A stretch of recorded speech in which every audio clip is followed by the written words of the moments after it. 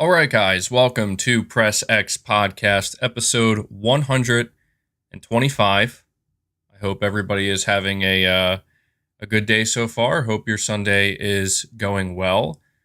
I want to extend a thank you to everybody who shows up early to the podcast. Always nice to have you guys here.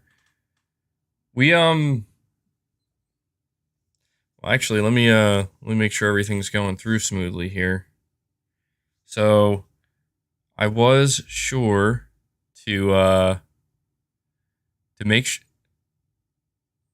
I was sure to have it on ultra low latency. So, that's taken care of. Going back to my normal podcast format here. So, yeah, we have over 300 people here already, which, again, thank you guys for that support. Before I dive into any of the topics that we're going to discuss here, I'm going to do a quick rundown of some of the stuff that I hope to talk about over the course of this episode today. But also want to let you guys know for just as a reminder, but also for anybody who might be new here, some ways you can help support the channel directly. So, first and foremost, topics of discussion for this episode of the podcast. We definitely have some interesting stuff to discuss. So one of the things we're going to talk about, PlayStation Showcase. What's going on? What's going on with the PlayStation Showcase? Something that, in my opinion, has become very clear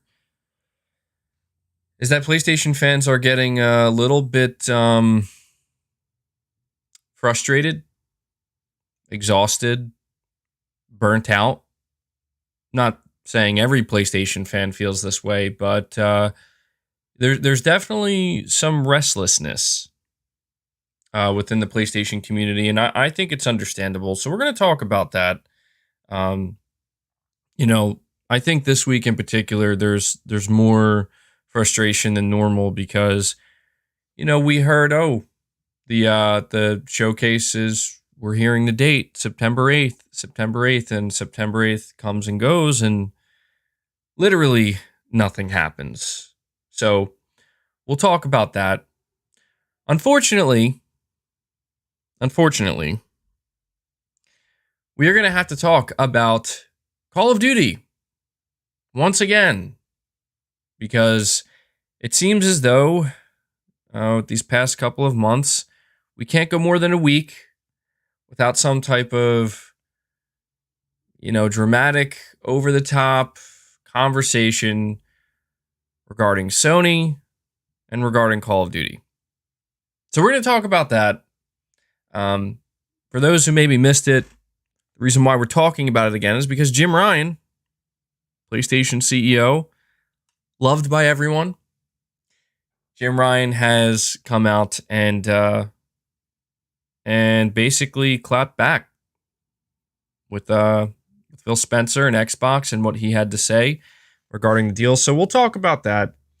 I want to talk about Spider-Man 2.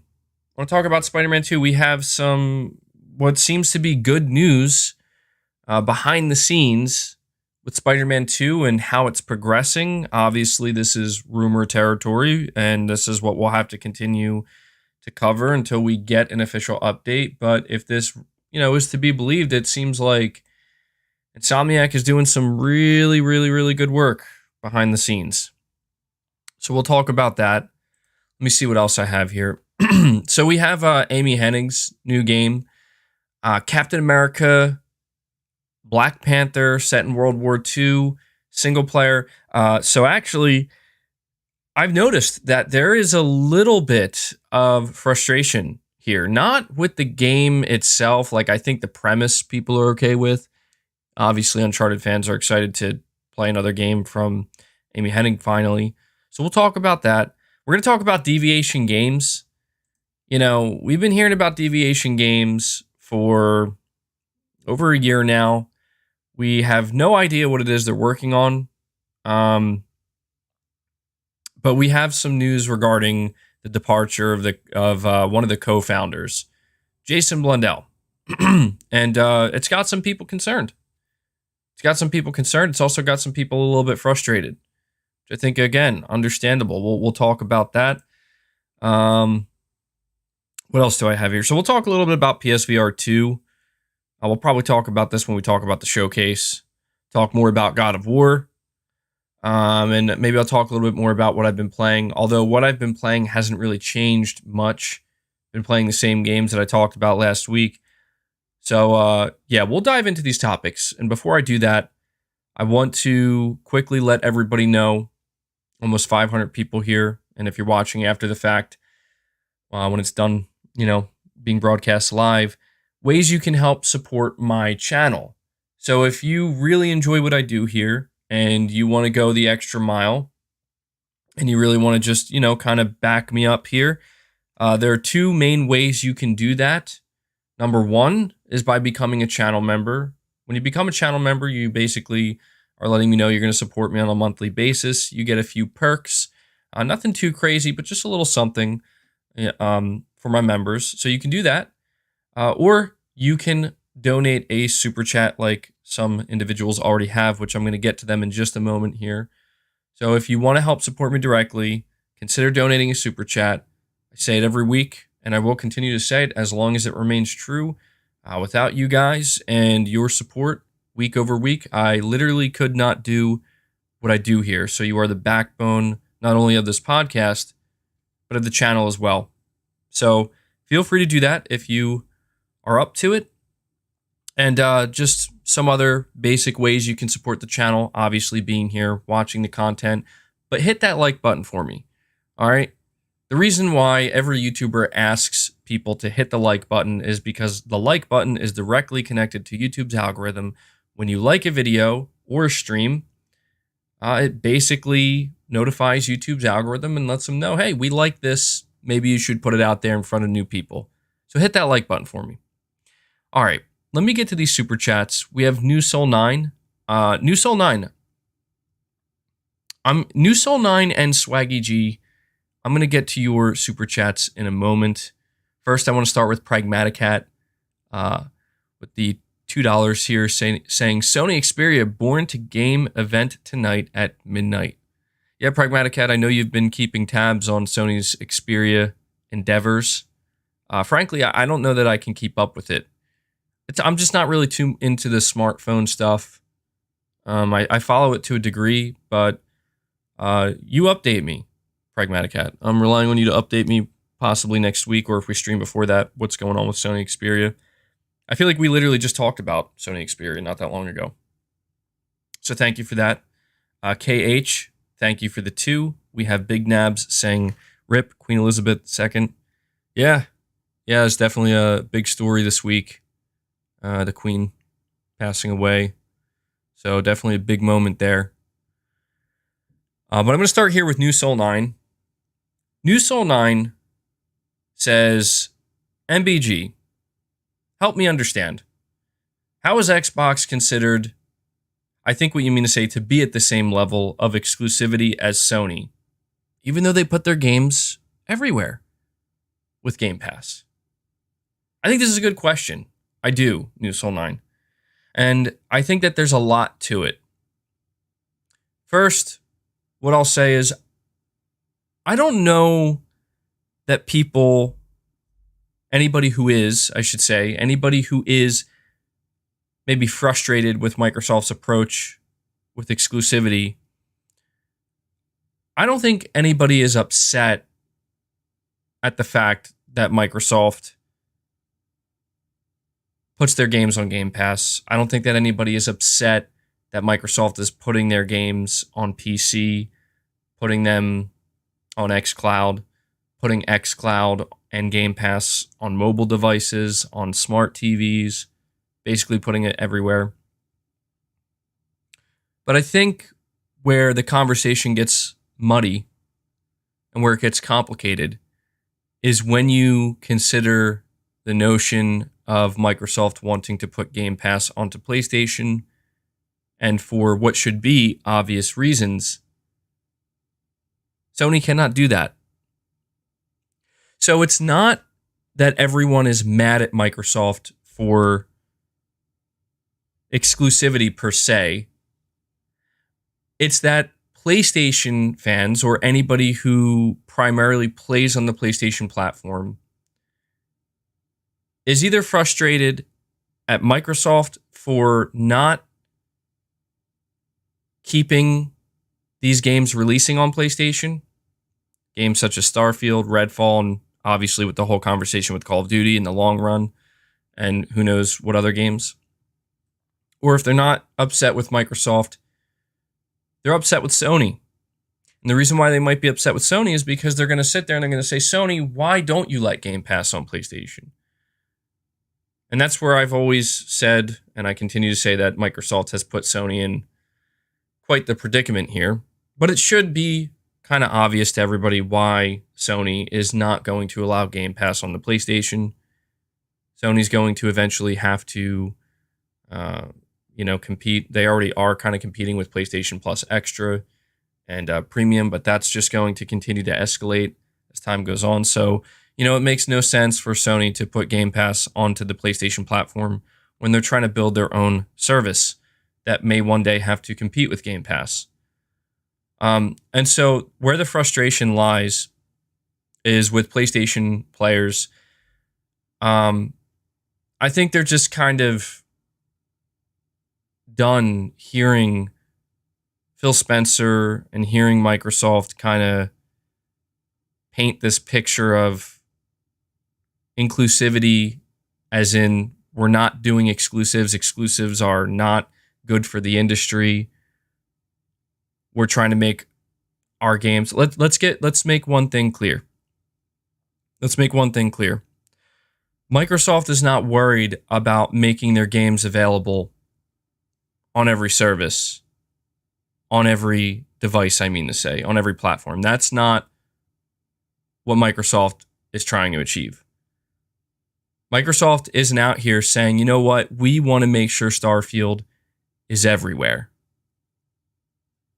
That's not what they're looking to do. If that's what they were looking to do, it would still be releasing on PlayStation, and that's just a fact. What Microsoft is saying, and I think what should be made very clear, I think it is clear, is it's not about the individual games. It's about Game Pass and where Game Pass is available. And the only thing Microsoft cares about is making Game Pass available everywhere. So when they kind of talk in this vague way with these vague terms where it's like, we want to reduce friction, so on and so forth. We want to make our games available to as many players as possible. You need to just see past that and take it for what it really is. And all that really translates to is we literally want Game Pass everywhere. And we will attempt to strong arm every other platform holder to put Game Pass onto their platform. Regardless of how that may hurt that platform, that doesn't matter to Microsoft. It does not matter to Microsoft that Sony putting Game Pass onto the PlayStation platform could potentially permanently damage PlayStation from a competitive standpoint when it comes to services. It could permanently damage their platform from top to bottom when it comes to the business side of things and the financial side of things. Microsoft does not care about that. That's why Microsoft is out here twisting Sony's arm and putting on a big smile and telling everybody about, hey, we just want our games everywhere. And it's very effective because you look at the conversation, and I would say that quite a few people would turn to Sony and say, Sony, maybe you should just put Game Pass on, man, on PlayStation. Because Microsoft's going to keep twisting your arm, and you just continue to look like the bad guy here. But hey, we're going to get deeper into that when we talk about Call of Duty. Maybe we'll dive into that as the first topic. Because there's this notion, for some reason, and I don't know why, I don't know why, but there's this notion that permeates. It's all across the internet that this is a morality thing, that this is about good versus bad, right versus wrong. And I have no idea why people continue to talk about Microsoft and continue to talk about Sony and their acquisitions, the way they're running their business. They continue to talk about it as if there is some type of right or wrong. There is no right or wrong here. It's business.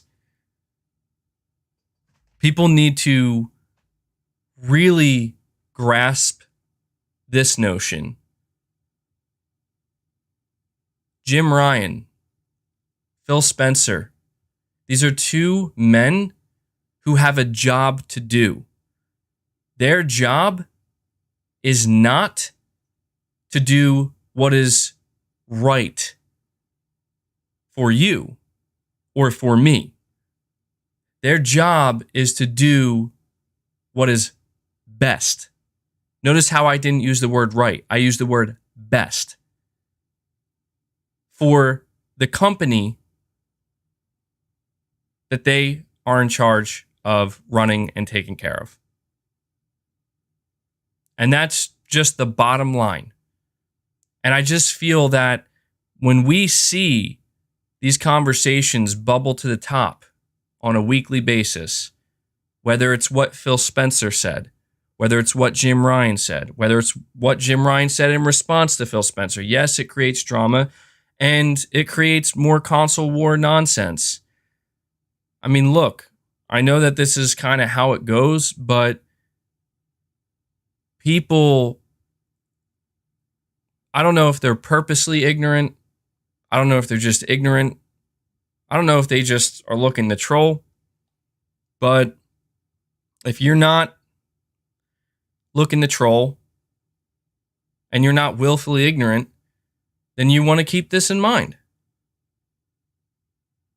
You want to keep this in mind.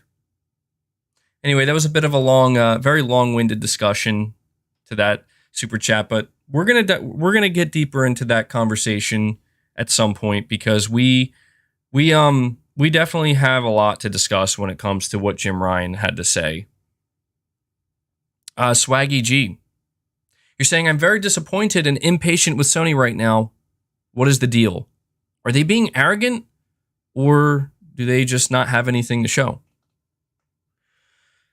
Well, Swaggy G, I do think that you speak for quite a few PlayStation fans. Not every PlayStation fan, let's make that clear. I'm not speaking, and nor is Swaggy G. Nobody is speaking for every PlayStation fan, but there is no denying that there is some frustration within the PlayStation fan base. Now, part of my job here is to evaluate the entire playing field and not just focus in on one singular aspect of the PlayStation fan base. Something that I have noticed in my comment sections on my channel, and certainly outside of my channel, is how people are really beginning to feel like Sony is just leaving them hanging. Nobody's saying that Sony hasn't released games. Nobody's saying that Sony hasn't done a good job ensuring that the PS5 has been fed games on a timely and consistent manner. I mean, anybody who is saying that, they're automatically disqualified from the conversation because that's an untrue statement. You know, factually speaking, Sony has been doing a good job. Whether you're interested or into every game that Sony has released, well, that's for each individual to decide. But PlayStation fans feel that Sony's leaving them hanging right now because not only are fans expecting and hoping for a showcase, but even when it comes to the big holiday game, that being God of War Ragnarok, Sony is being just as silent with that game as they are with everything else. And I'm going to be pretty candid right now. You guys know, I am a PlayStation fan. This is my preferred platform. This is where I play my games. And I've said it many times before. The reason why PlayStation's where I choose to play is because their studios, in my opinion, do it better than anybody else in the industry. That's my opinion. You don't have to agree with it, and you can tell me that I'm wrong or believe I'm wrong. I'm not here to tell you that I'm right. I'm just here to tell you that this is why I follow PlayStation. Now, I can say two things. I can make two statements that, in my opinion, are both equally true. Statement number one, Sony's been killing it. Sony's been killing it. Since the launch of the PS5, they have been nonstop when it comes to game releases and pretty much almost all of these games being great. They haven't been, leaving us with extended 9, 10, 11, 12-month periods without games. So that's statement number one. But statement number two is I'm also feeling very frustrated with their I don't even know if it's silence, because I don't think using the word silence is fair. Silence implies that they have been doing and saying absolutely nothing. That's untrue. They just announced another PSVR 2 game. They just put out an update for the PS5. They just released The Last of Us Part 1. So it's not that they're doing nothing. My frustration lies in the fact that they are not doing what it is that fans are waiting for. Because I'll tell you what we're not waiting for. We're not waiting for another blog post on another PSVR 2 game. We're not waiting on that. Fans are waiting and they're ready for Sony to come out and talk more about God of War Ragnarok. Don't give it to Game Informer. We get it. Accessibility settings. Now, don't misconstrue what I'm about to say. I think it's amazing what PlayStation Studios are doing with accessibility settings. They're trailblazing. I have a supporter of my channel. I believe it's Josh Z. Maybe he's here right now. He is somebody that actually directly benefits, if my understanding is correct, from these accessibility features. And I always see him in my comment sections talking about how he's so happy to hear that. And that makes me feel good too, because I'm like, that's great. That's awesome. So make no mistake, I love that Sony's doing this, but to me, it's just a little bit off-putting when the last time we heard about God of War Ragnarok directly from Sony was a trailer that was recapping the first game. And then prior to that, it was the unboxing of the collector's edition. And then prior to that, it was them talking about the accessibility settings. Because when I checked Game Informer and they revealed the accessibility settings again, I just thought to myself, didn't they do this already? Didn't they talk about the accessibility settings? And that was just strange to me, because I just thought to myself, what's going on behind the scenes with this game? That even when they strike a deal with Game Informer, they give them, let's face it, it's like 2 minutes of footage that's basically set on repeat. A piece of footage they gave them was of Kratos just kind of smashing his shield into the ground a few different times to show off some of the accessibility settings. I'm just thinking, this is part of the problem. It's that they're not giving fans a reason to be engaged. This is not a question of whether or not God of War Ragnarok is going to be a high-quality game. I mean, don't get me wrong, there are some people who are a little bit fearful that maybe they're not showing the game because there's something going on. Something bad going on. I don't think that's true. But it's It's just the fact that Sony seemingly is okay with making it so that the conversation within the fan base is almost non-existent because there's nothing to talk about. But what makes it just so much worse is that it's one thing if there's nothing to talk about, or maybe not that there's nothing to talk about, but that there's nothing particularly exciting to talk about. That's fine. But what makes it worse and what just kind of amplifies that to a whole nother degree is when what we are left to talk about is Jim Ryan basically complaining about Call of Duty potentially not being on PlayStation in the future. Now, I understand why Jim Ryan's doing what he's doing. This isn't a matter of understanding. There is no lack of understanding.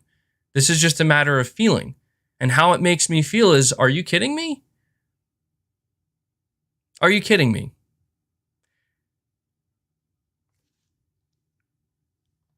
I just don't get it. I just don't get why Sony's PR team seemingly does not care how they are perceived. They do not care how restless the fan base is, and they seemingly do not care about at least just giving us something. And I think that's where the real problem lies here. If you really want to dive into the nuance of this, to me it seems like it's not that Sony is completely silent. It's not that they don't do things, because I'm not going to sit here and say, well, guys, there's no showcase. Period. End of discussion. I do not know that. You do not know that. Only Sony knows that. What I can say is that traditionally Sony has done their showcases in September. It is the 11th of September. There is still 3 weeks left in this month. That's 3 weeks for Sony to announce a showcase and host one. So I'm not going to sit here and make it sound like we got the announcement from Sony that they're not doing a showcase this year and that's it. That's not what's going on. But where the problem lies is that Sony seemingly will not give us even just a morsel, even just a scrap of something. And that's, to me, that's what's causing this frustration. They're not communicating to their fan base what's going on with their development teams. They're not communicating with their fan base what's going on with upcoming games. This is a problem.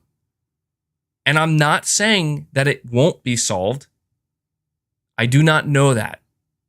But all I am saying is that right now, on the 11th of September, 2022, this problem is still here. And some people, again, I understand, some people are going to say, maybe it's not a problem. Now, let me be honest with you right now, okay? If I was more of a casual gamer, or more of a casual PlayStation fan, like, what I mean to say is, if I didn't host a podcast on a weekly basis, would I be focusing in on this as much? Probably not, no. Realistically speaking, no. I would still be paying somewhat attention, and I'd be like, wow, man, you know, like, when the hell is Sony going to do their showcase? But I'd probably just ask that question, and then just be like, well, whatever, you know, I guess they'll announce it when they announce it. But that's the thing, is like, that's not my position. And I don't think that's the position that most of you are in. I think most of us right here, right now, we were really hoping that this past week, Sony was going to come out and say, all right, guys, PlayStation Showcase, September 8th, be there. You're not going to want to miss it. We got some great announcements coming.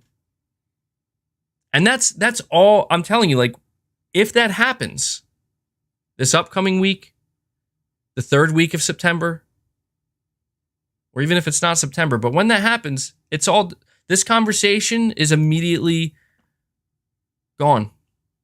It's out the window instantaneously. But that's just it. We don't know what's going on, and we have no idea what to expect. And when you couple that with Sony has a big game coming out in just 2 months, and they are seemingly refusing to show anything of significance or anything of consequence, right, with this game. And then you also couple that with them releasing The Last of Us Part 1, which is causing a lot of controversy and not much positive fanfare, or at least minimal positive fanfare. Or at least I could say the positive fanfare, the negative cancel each other out. And then you also sprinkle on top of that a little bit of Jim Ryan coming out here and talking about Call of Duty. I cannot blame any PlayStation fan at this moment in time for feeling frustrated. Now, one other thing I want to say is do not confuse me saying that, oh, PlayStation fans being a little bit frustrated. Do not confuse that with PlayStation fans acting belligerent and somewhat insane. And I would actually argue that they're probably not even really a PlayStation fan. I think that there are people, they come out and they say, you know what, I'm done with PlayStation. I'm leaving. I'm selling my console. I'm getting rid of it. It's like that's not what this conversation is about. And something tells me that if that's actually a true statement, you probably don't even have a PlayStation to begin with. But let me get to some of these super chats. We have Willie Waldman saying PS Plus on Xbox, Game Pass on PlayStation. Yeah, see, I don't know that could happen. That could never happen. The reason being is because a big part of the PlayStation Plus service and a big part of the Xbox Game Pass service, it's not just about the exclusives. It's not just about the first-party content. It's about the third-party games. In fact, third-party games are a massive component. That's why these two services can't exist with one another on the same platform, because they're both going to be fighting over third-party games. And it's a very complicated situation. I mean, if PlayStation, how come nobody asks that, right? Maybe we should ask Phil Spencer. Hey Phil, would you let PlayStation Plus Extra? Phil, would you let PlayStation Plus Extra onto the Xbox platform? You think Phil's going to say yeah? You think Phil Spencer's going to say, yeah, come on, Sony, bring it on over? No chance. No chance. Damn, MBG sounding more articulate than usual, probably because of the glasses. Maybe. I don't know. I just feel like I'm in a certain mood today. MBG, go back to Xbox if you'd rather your platform talk about games rather than releases them. Not sure. I don't know what that means.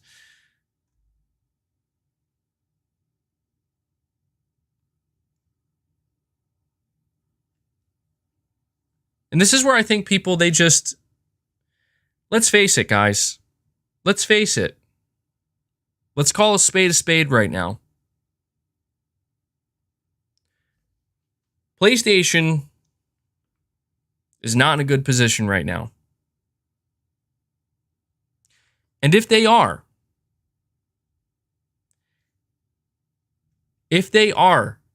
in a good position, then it's not Sony that's conveying that. I see a lot of PlayStation fans on the internet, and I'm going to get to these super chats in 1 second. I just want to make this other point. I see a lot of PlayStation fans on the internet. They will come out and they will talk about, I'm actually one of them. I'm one of them. But I see others do it as well, where we talk about the good things regarding PlayStation. Say, Sony does this well, and they haven't stopped doing this well. Sony has this game in development, and it looks great. The PS5 is a great whatever it might be. PlayStation Studios is very high quality, and they do a great job. Or most of their games are very high quality.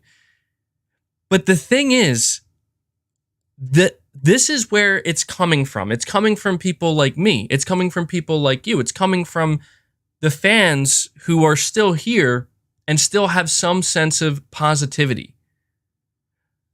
But where the problem lies is that Sony is not doing, they are not acknowledging this.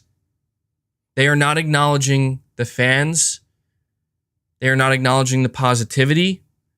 They are not acknowledging any of this. And if you look back at the PlayStation 4 generation, Sony was at the forefront of doing this. Sony was at the forefront of propping the fans up and not treating the fans like, well, let's face it, it's not even that Sony's treating the fans like anything. It's that they're just not engaging with the fans. They're not talking to the fans. They're not communicating. And it's, again, this is an area where when you look at Microsoft, you look at Xbox, they're doing the exact opposite. Microsoft is all over the Xbox community in any way they can be, where it makes sense. And you see it, you feel it within the Xbox community. They have the wind in their sails. This is why, with Jim Ryan's comments, Jim Ryan comes out and he says, this deal that Microsoft offered us for Call of Duty is inadequate. When I first read that, I thought, oh man, look at that. Jim Ryan is coming out swinging right at Phil Spencer. When do we ever see this? And I thought for a moment, I'm like, maybe this is it. Maybe this is where people start to side with Sony and they start to kind of align themselves with Sony a little bit more, where they're like, oh, you know what? Hold on now. Microsoft's been doing a lot of talking. Phil Spencer's been doing a lot of talking. Xbox fans have been doing a lot of talking. But now Jim Ryan's doing some talking.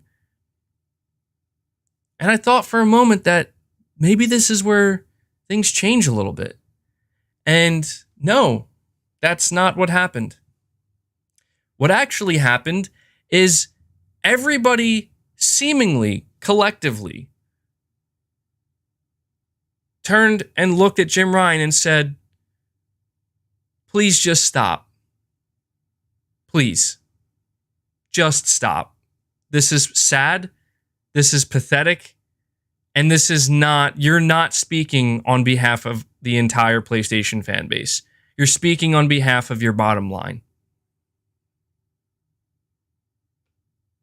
And that's what I realized, is that, yeah, people are not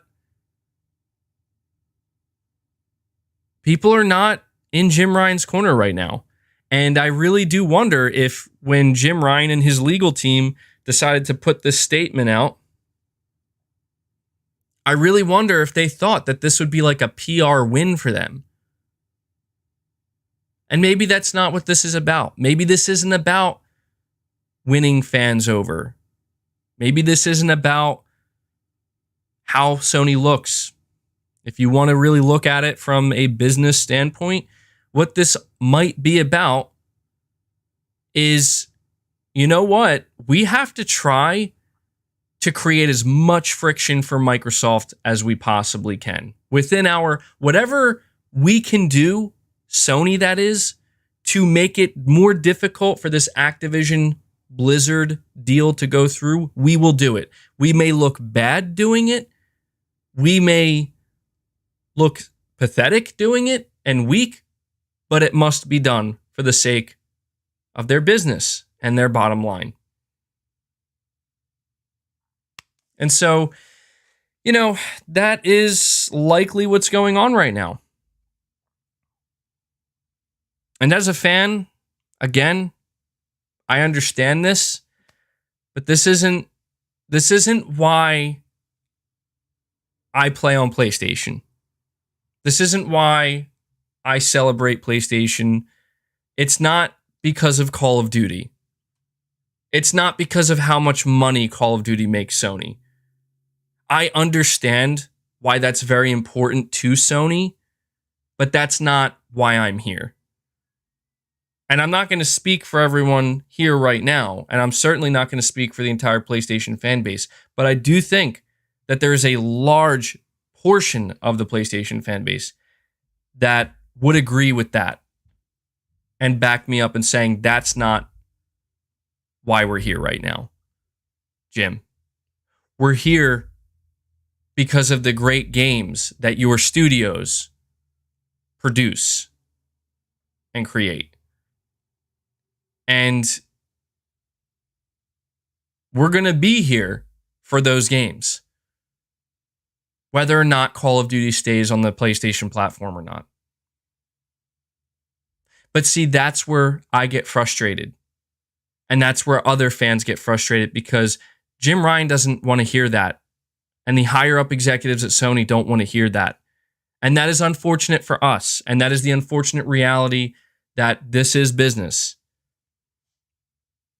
They don't want to hear that, oh, whoa, hey, you know, if you lose Call of Duty, it's not a big deal. Like, we're still going to play on PlayStation. And this is why, and I promise I'm going to get to these super chats. I just want to make sure I can make this point. As you can see, I'm kind of blending two topics. I'm talking about the PlayStation Showcase, and I'm talking about the whole Call of Duty situation. But this is why, when I really started to think about it, I really started to think about this whole Call of Duty situation. And it really began to frustrate me. I realized my frustration for a long time was aimed at Microsoft. And I thought, Microsoft, this is sad. Rather than you being able to basically take your own shooter with Halo Infinite and bring it back to where it needs to be and allow that game to become a leader again at the forefront of modern day FPSs, you basically... That is a complete disaster. And so you buy Activision Blizzard after buying Bethesda. And that's where my frustration lied, where it's like Microsoft had to make some very, very large purchases, apparently, to compete and to build their new service. But my frustration is no longer there. Okay, I realize now that whatever my opinion is on Microsoft acquiring anybody, whether it's Activision, Bethesda, other studios, whoever they may acquire in the future, it does not matter what I think about that because it's happening. And that's just the reality now. It's not about right or wrong. Again, I continue to talk about it. And this is just because I'm not, a corporate executive. I'm a human being and naturally emotion's going to be involved. I'm not being paid, a yearly salary to run PlayStation. So when I involve my emotions, I begin to feel frustrated and angry at Microsoft for just doing this because it almost feels unfair. But then I realize, well, hold on. I'm listening to what a lot of Microsoft fans are telling me, like, how is this unfair? I mean, really think about it. Look at what Sony has done throughout the years. And this is what they say. They say Sony has paid for exclusivity. Sony has locked down exclusivity. Sony has tried to extract as many, no matter how small or how big, third-party exclusives for big major games over the years. So how is it now unfair that Microsoft decides to engage in that practice, but just on a whole nother scale entirely that Sony can't match? And so the question arises, is it unfair? Is it unfair for Microsoft to be doing something that Sony is simply not capable of doing. Well, you know what? Here's the thing. It doesn't matter. It does not matter. Because it's not me, nor my opinion, that will stop or block the Activision Blizzard deal from going through. It's not your opinion. It's not what anybody online has to say. And that's the reality. And that's that's what I realized this past week, because people were telling me, they were pushing back against me, and they were saying, MBG, you are a shill and you need to just be quiet because this is completely fair. People asked Xbox to compete, and now they're competing. Now they're doing things that Sony cannot do, and you know what? That's just the way it's going to be, because you know what I tried to say in response to that? You know what I tried to say in response to that? And this is where I'm going to leave it. I'm going to leave this with you guys. I made the claim that for as unfair as what Sony did, or as it seems, for as unfair as it seems what Sony has done, I should say, with the PS4 generation and the PS5 generation in the past, with exclusivity.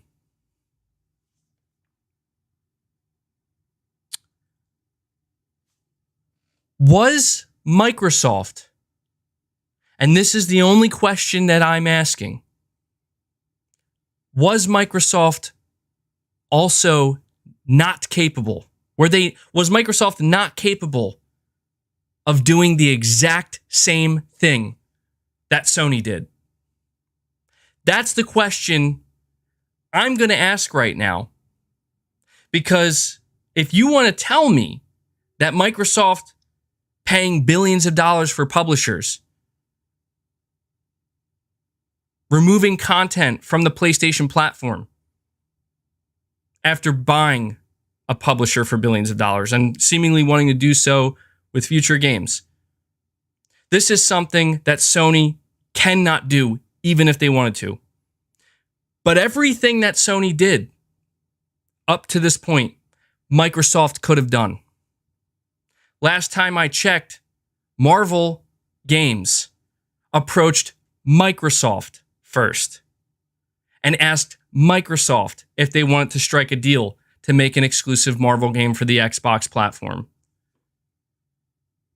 And it was Phil Spencer who said, no, that's okay. We're just going to focus on our own stuff. So then Marvel went to Sony with the same offer. And Sony said, yeah, sure, that sounds great. Let's do it. But Sony's the fucking bad guy? Sony's the bad guy. Just because they simply chose not to pass on a golden opportunity. Do you think anybody that you see pumping this stuff out about Microsoft, cheering on this $68 billion acquisition, you think anybody is thinking about that?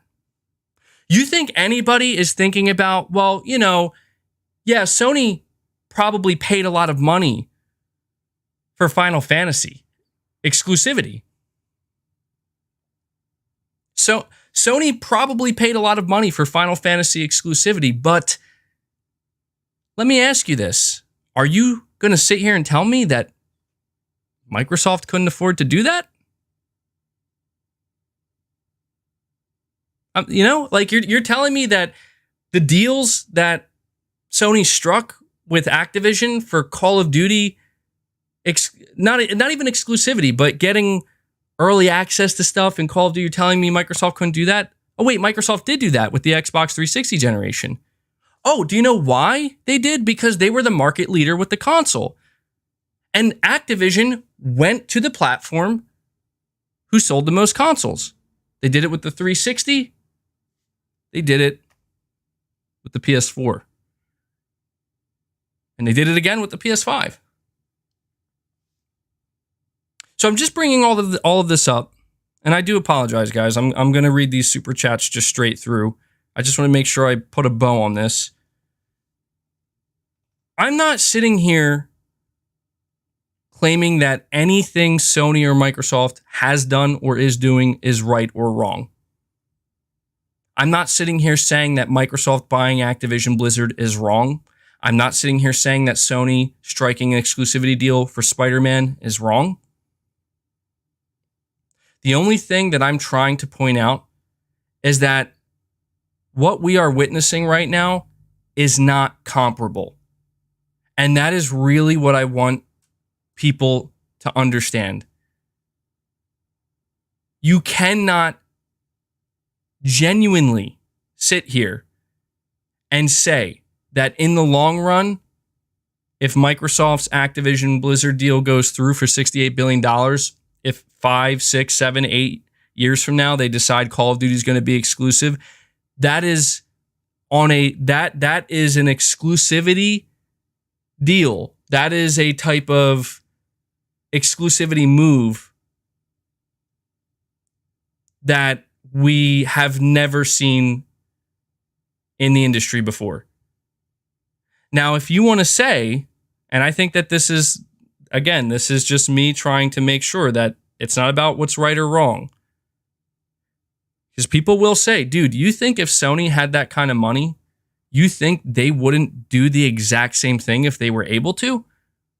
And you know what my answer to that is? You're goddamn right they would. You're goddamn right they would. And that's why I do not feel sorry for Sony. I don't feel sorry for Sony. Frankly, I think the way they are behaving with Call of Duty from a visual standpoint looks pretty weak. It looks pretty sad.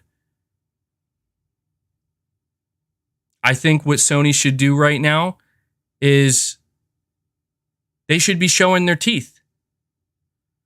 Sony shouldn't be coming out here making it seem like, well, what are we going to do if we lose Call of Duty?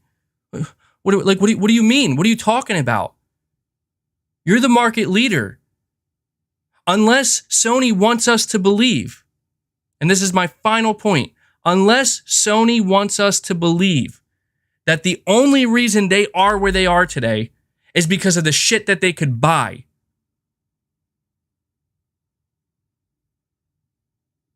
then they're doing a good job of that. But I would argue that PlayStation is where they are today, not because of the shit that they could buy, not because that they could afford to spend the most money, but because they knew what was important.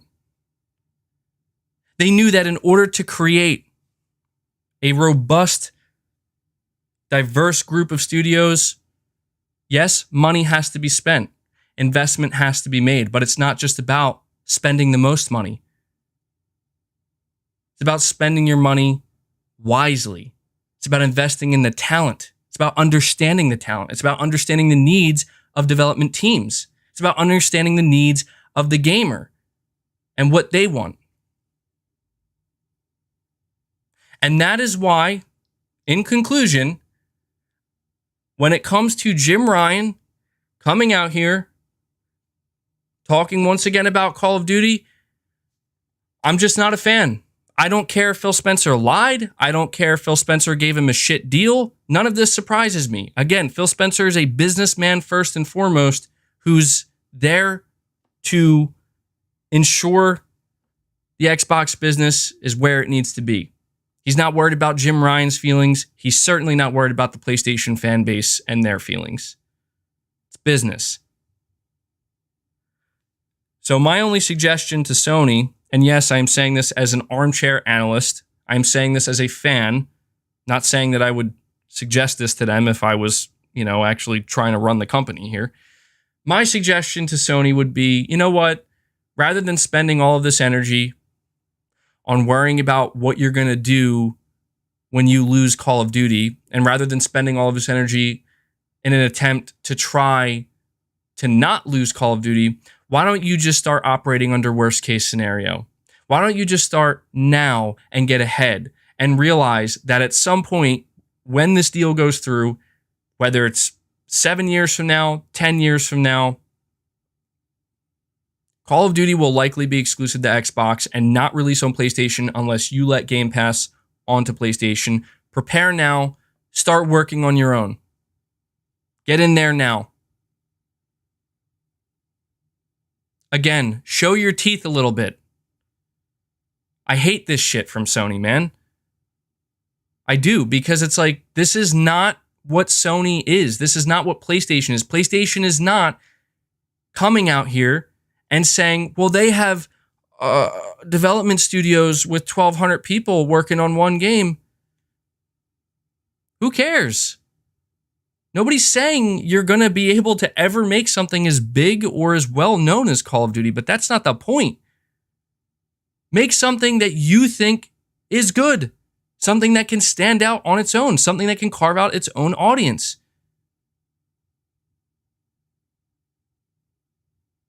Anyway, I'm going to leave it there. I'm not going to say that that's the last word on that particular subject today, because it will probably come up again. But I'm going to read these super chats, which I appreciate you guys donating. I do. Let me see where I left off here. Okay, so Josh, you're saying, I heard a rumor that Sony is holding back because of the Activision Blizzard deal. If that's true, I hope Microsoft gets Activision Blizzard today and just rip off the Band-Aid and move on. I'm in complete agreement, Josh. I'm in complete agreement. I don't know that there's truth to that. Only because when we're talking about government regulators whose job is to look into this from top to bottom before approving it, I don't think they're expecting Sony to not make their own announcements. So unless Sony has an announcement that can match the acquisition of Activision Blizzard, unless Sony has that hidden up their sleeve, I don't think Sony is doing that. There's no reason for them to do that. And I don't think Sony has an announcement on that scale. Just kind of, sitting on the sideline. But I do agree with you that I can't wait until this conversation is done. It's probably going to be a long time, but it is what it is. PlayStation Pete, you're saying, MBG, did you platinum Final Fantasy VII and Skywalker Saga? And what did you think of the Skywalker Saga? So, when it comes to platinuming Final Fantasy VII, I have not done that.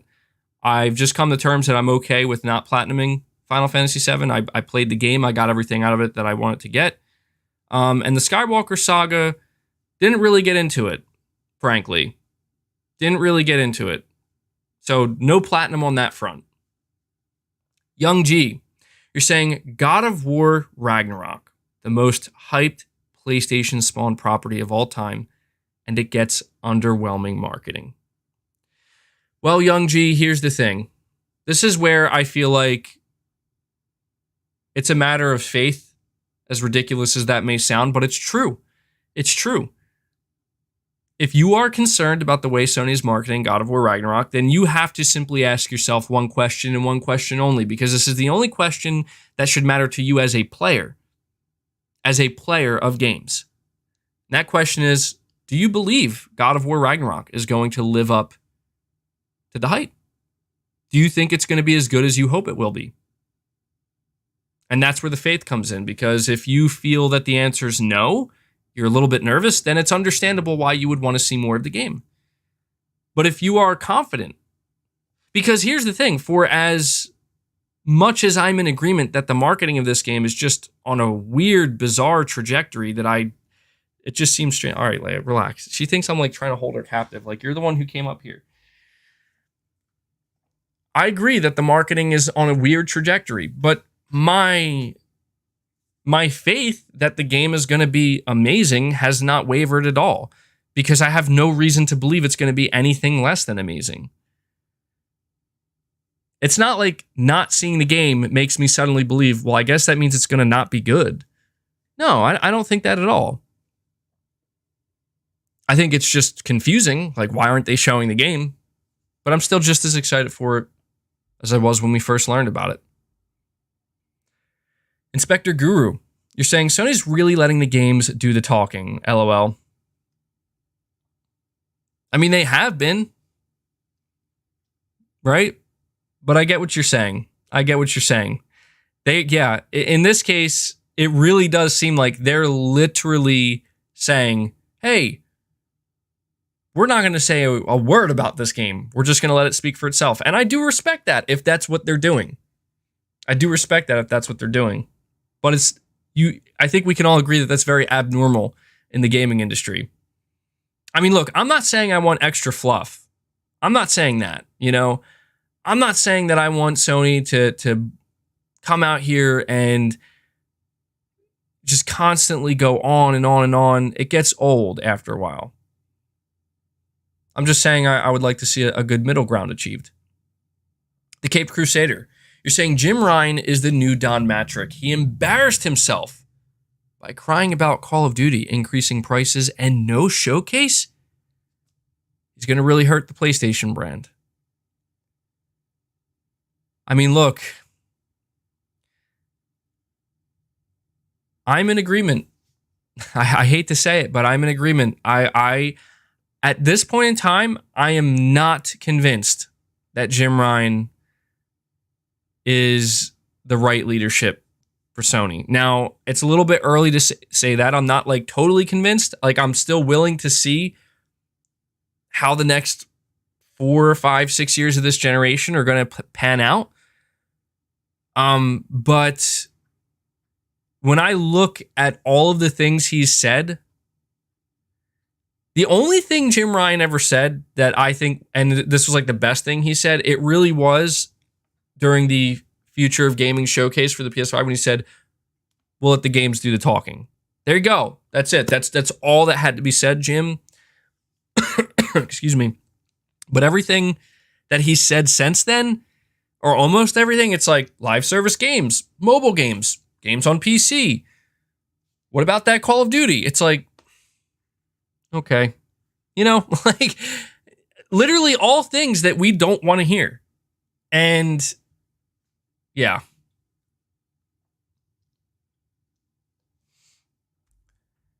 Let me see here.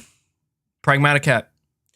You're saying MBG, there's been a lot going on in the world. It would be inappropriate for Sony to do a showcase now. I think Sony will do a showcase to help chill us out after the emotional roller coaster is over.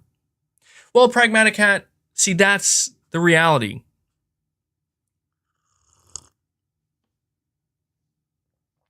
That's the reality of some of these gaming companies. Some of these gaming companies, they are afraid to do certain things with their brand, whether it be a showcase of any kind, if there are big world events going on. I'm going to be real with you right now, Pragmatic Cat. I'm going to level with everyone. Maybe this comes off as a little bit insensitive, but I'm just being honest. There are bad things going on in the world all the time. And I just don't see that stopping. It hasn't stopped. I don't think it's going to stop. I think every month there's going to be something new. And I frankly just don't think Sony nor any other company should really worry about what's going on a bigger scale, simply because it's like, your job is to talk about video games and put and show people, why they want to buy your video games. And I'm just not sure how, I guess maybe in from a marketing standpoint, kind of virtue signaling like that, like, hey, we're really good people here. We're really good guys. And we're going to hold, like, I get that. I get it. It can maybe work for you and make you look good. But I always try to tell you guys, like, we're talking about tech companies. We're talking about corporations that are involved in tech. Like, they don't care. And we need to like really, like let that sink in. I'm not saying that these aren't human beings behind the wheel. They are. These are human beings running this company, but these corporations, these tech companies, they're almost like entities by themselves. I'm just saying that it's about their own interests. You know? Like, Sony is not going to put on a show for fans because they're like, well, hopefully our fans are feeling better emotionally now. No, that's not how this works.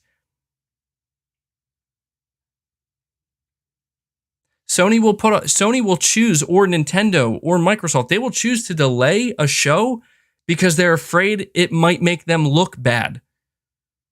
It has nothing to do with how people feel. Unless that feeling is, will people have a problem with us? Will there be negative headlines written? And that's just the reality. And this is where we have to kind of look past, again, all the false sense of emotion that is attempted to be conjured up by people who are following companies or covering them, including myself, or from the companies themselves. So, Pragmatic Cat, I get where you're coming from, but I guess what I'm trying to say is I don't really care what's going on in the world, because it seems like each week, unfortunately, I'm not saying it's a good thing, but unfortunately each week it seems like there's something new, right? And for as unfortunate as it is, it hasn't stopped. And I just think that Sony, your job is to show me video games that I want to buy. You have to convince me to buy them. Just put on the show. When you're ready and when you're able, put it on. So that's all. Like, I'll put it to you this way. If we were to find out that Sony delayed their showcase because something that they were planning to show wasn't ready because the developer needed more time, it's like, okay, yeah, that makes total sense. Like, that's, yeah, you can't show something if it's not ready. But if it's like, this thing happened in this part of the world and it's making news headlines today, it's like that there's news headlines every day. Like there's news every day about something going wrong. I understand there's a different scale here. I understand that, but I don't know. That's just my opinion, personally. Morgan Anstein, you're saying, am I the only one that feels like gaming has become a shell of itself? The past few years, there's barely been anything that excites me. And nothing is ever announced anymore. No, I don't think you're definitely not the only one. You're not the only one. No. I think what's going on and what we are witnessing is gaming is kind of hitting a ceiling to a degree. And I don't mean that in a negative way. You could take that however you want, but I think we are witnessing gaming hit a ceiling. You look at so many game reveals, so many game announcements, and you just begin to get a sense of, it's not even that it's just hitting the ceiling, it's that it's also becoming oversaturated. So we are seeing the recycling of the same concepts and the same ideas. And that's okay, that's normal, but now you're starting to see it on a scale where it's just frankly overwhelming. And innovation and something truly new and unique becomes less and less and less. And that's just the nature of how these things work. It's not anybody's fault specifically. But you also have to think about this as well. You have to think about your age. You also have to think about, viewing things through the eyes of a child, of a teenager, of a young adult versus a grown, older, mature adult. I think about this myself sometimes, and I begin to realize that, sometimes gaming does feel different to me than it used to.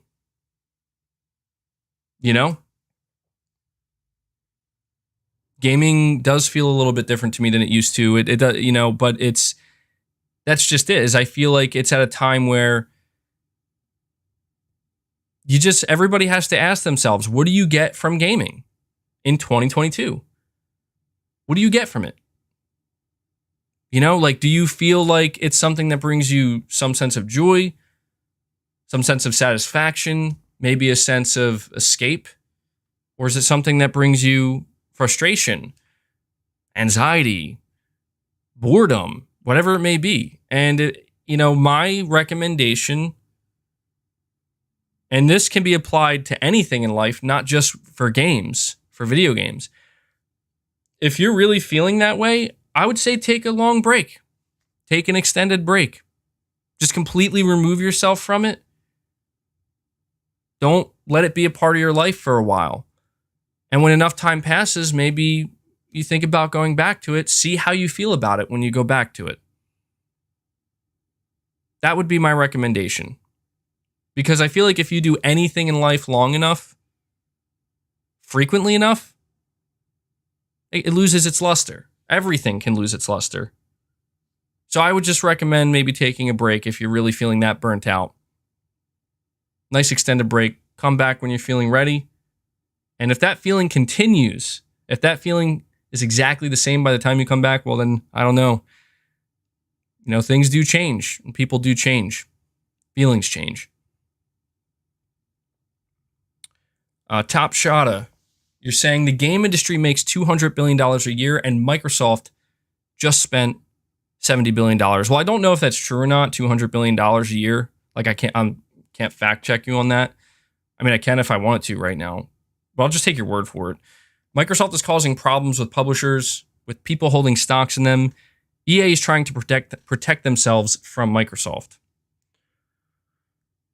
Well, at this point in time, if the Activision Blizzard purchase goes through, which it seems like it will eventually, I mean, can Microsoft, I don't know, could they ever buy another publisher again? Maybe that, maybe that will be determined whether or not, like if they actually choose to make something like Call of Duty exclusive. I want to say that the chances of them buying another publisher go down, but it's not just Microsoft. That's the thing, is like we are watching the industry consolidate. And this is why I'm an advocate for Sony to just not care. Like, I don't want Sony to care about these massive acquisitions because they can't do that. Sony, realistically speaking, I mean, look, I know people, they crunch the numbers and they bring up and they say Sony could afford to buy a publisher if they wanted. And that's true. They could. If they really, really felt like they had to, they could. But it's a risky game for Sony to do that. Sony doesn't have, $68 billion for Microsoft is basic. It's a huge investment for them, but it's like, if something goes horribly wrong here, as a company, we'll be totally fine. This is just a flesh wound. For a company like Sony, if they were to make that decision, which I don't think they ever would, to buy a big publisher and spend all that capital, if something goes wrong down the line, that could be a death blow to them, potentially. That could be a fatal wound that they suffer. And it's a big risk for them. Basically, that's what I'm trying to point out. Sony can't afford to take those type of risks, so therefore, I don't think they should care about it. I kind of want to see Sony just do your thing. Do your thing. Don't worry about what Microsoft's doing. Don't worry about the industry consolidating because there's nothing Sony can do to stop it. Actually, I take that back. There is something Sony can try to do to mitigate it, and they've been doing that. That's why we just saw them invest in From Software, and we will continue to see Sony do that. Rather than making whole acquisitions, Sony will continue to invest relatively heavily at certain points into certain publishers and certain developers to try to ensure that they do not get bought up or purchased, or at the very least to ensure that their games continue to release on the PlayStation platform.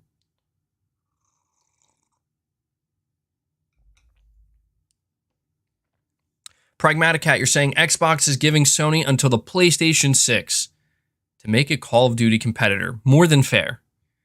Well, let's be honest right now.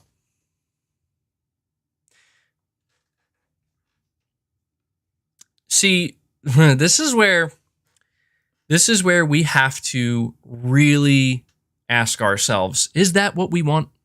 Is that really what we want? Do we want Sony to make a Call of Duty competitor? Well, it depends on how far you're willing to take that. If you're willing to take that to the nth degree, I mean all the way, where yes, we need to see Sony make their own Call of Duty. By that I mean it has to have as much investment year over year that Activision puts into their Call of Duty, right? We need to see Sony match that. I absolutely do not want to see that. That is the last thing I want to see Sony doing. The last thing I want to see Sony doing, and this is why I do get worried a little bit about how Call of Duty one day going exclusive could impact Sony's decision making. I don't want to see Sony have like 6, 7, 8 separate studios bunched up into one, all working on one game, on one live service game. I don't want to see that. I feel like, if anything, this is what a lot of PlayStation fans have despised for a long time. It's seeing publishers or studios that were once known for being diverse, for having multiple things on offer, eventually just kind of be reduced to, well, this one thing has become so successful that now it sucks everything else up dry. And every resource, every little thing, you see it with Fortnite, you see it with GTA Online, you see it with Call of Duty. And you're going to be, you're seeing it with other live service titles as well. I don't want to see that. So I guess just to be clear here, when I talk about making a Call of Duty competitor, maybe that's not the best way to frame it. Maybe what I mean to say is I think Sony should just wave the white flag and say, we can't compete with Call of Duty. And in a way, that's pretty much what they're already doing. They're saying we can't do that. I just wish Sony wouldn't make themselves sound so scared about it. Like, we can't compete with it. What are we going to do? Really make it seem like it is a big deal. But Sony needs to be able to acknowledge that you won't be able to compete with Call of Duty because it would ruin your current business model. It would ruin your current philosophy and strategy that you have with your studios. But what you can do is at the very least fill that void. Fill in that gap yourself. You may not be able to fill it in completely and entirely because, let's face it, if Call of Duty gets stripped from the PlayStation platform, that's going to leave a massive crater. That's going to be massive. And there's no way Sony can fill that up entirely. But bring back games like SOCOM. Bring back games like Killzone. Bring a new IP to the table.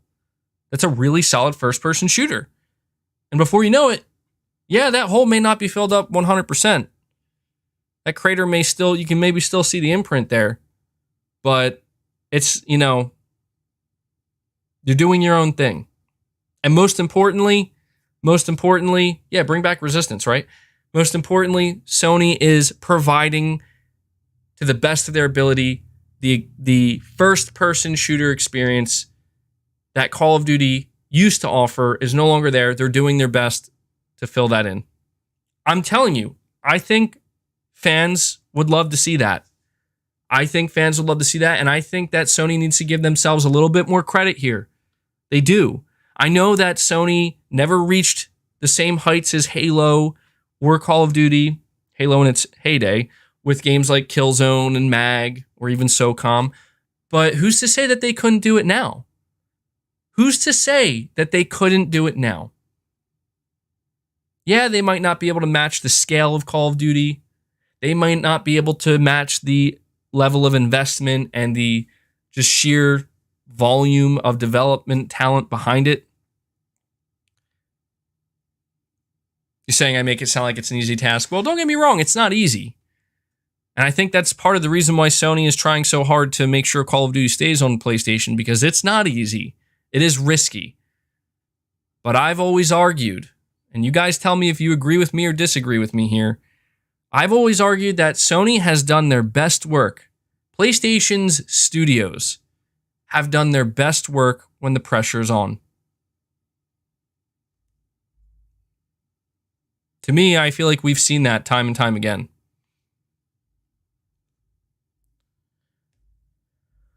All right, let me continue on here. Josh Z, you're saying, I don't care, to be honest. Too big of a backlog to get through, and I grew up when you were lucky to get information about games before release. Spoiled, in my opinion. That is true, Josh. That is true. Maybe what we are witnessing is more and more people kind of expressing their expectation in the modern age, right? Because it is very true, and I remember that too when I look back, how, yeah, the best way I would get information on upcoming games I was excited about was through magazines, and that was far and few in between. Maybe the occasional video on like G4 or something, right? So I totally get where you're coming from, Josh. Maybe we should be, maybe that would help us be a little bit more grateful, right? Blue Streak 320, you're saying, how long will it take Microsoft's mismanagement to run Call of Duty into the ground like Halo? So that's something I want to bring up here. I know that we've been talking about Call of Duty a lot, but I just wanted to bring this up because I saw somebody mention it, and it is an interesting thought. You know, everybody's kind of viewing this possibility of Call of Duty going exclusive to Xbox. How come nobody has taken a second to think, well, what happens if like one of these days Activision releases a Call of Duty? Maybe it's maybe it'll be, I don't think it's going to be Treyarch's next game, but Sledgehammer Games, they're like considered the weak link of COD developers. Let's say Sledgehammer's next game comes out and it's just a massive flop. Like, it's just like, this is bad. Like, it'll still do well because of the Call of Duty name, but what if the next Call of Duty after that is also not that great? And then the next one, and then the next one, and you just start to see a slow decline. See, that's the thing. Call of Duty can't just be killed in one swoop. It can't. And Microsoft knows this. That's why Microsoft's, acquiring them. But what if by the time, because I think that's something else we have to acknowledge here, is when we talk about exclusivity, it's not like Call of Duty is going to be taken from the PlayStation platform in the next 2 or 3 years. It's going to be like 6 or 7 years from now. It's a while. Probably not to 2027, 2026, something like that. Who knows how people are going to be looking at Call of Duty at that time? I don't think it'll be like dead and buried or anything. I don't think it'll be in the state that Halo's in, not even close. But who's to say it'll be anywhere near as big as it is now?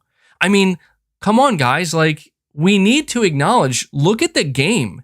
Look at the game that's coming out now in 2022 from Call of Duty. It's Modern Warfare 2. Think about that.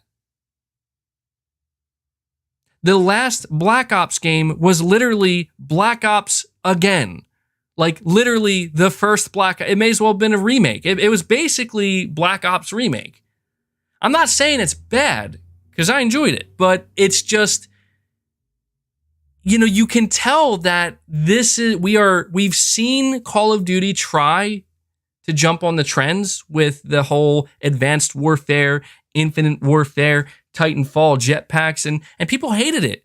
And that was like, for most Call of Duty fans, that was like the lowest point of the series where it's like, if they keep going this way, it's done.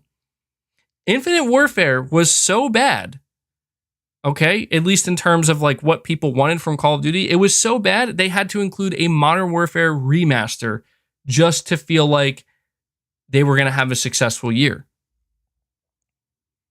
So I'm just trying to say that everybody talks about Call of Duty as if it's an invincible, unstoppable force. But the reality is we have seen juggernauts fall. We've seen titans fall. All right. And it still happens. Remember when PUBG was just breaking records at breakneck speed? And everybody was like, dude, this PUBG game is taking over. And then it just died. I mean, look, I don't know what Fortnite's like these days. Like, I don't know the strength of Fortnite. I don't follow it. But something tells me that Fortnite, GTA Online, something tells me that in the next 7, 8, 10 years maybe, these games are not going to be anywhere near where they are now. And I think that's just because, guys, like, people get tired of the same thing over and over again. And I say this as somebody who has played Call of Duty for years. I mean, I've believe it or not, I have been engaging with the Call of Duty series since Call of Duty 1 and 2. I haven't played every single one since then, but I've been playing that long. And believe me when I tell you, like, my excitement level for Call of Duty when a new one comes out is it's like less than zero. Not saying that I think it's going to be bad, but it's the same game.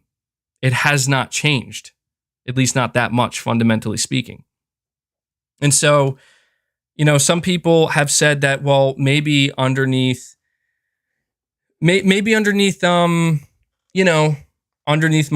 we could see a very different type of Call of Duty in the future from, and that's actually what gets me excited to a degree, where I'm like, the possibility of something changing with Call of Duty, like dramatically changing, is now kind of high, and that would be cool. I would love to see a Call of Duty studio just make a very different Call of Duty game that we haven't seen before.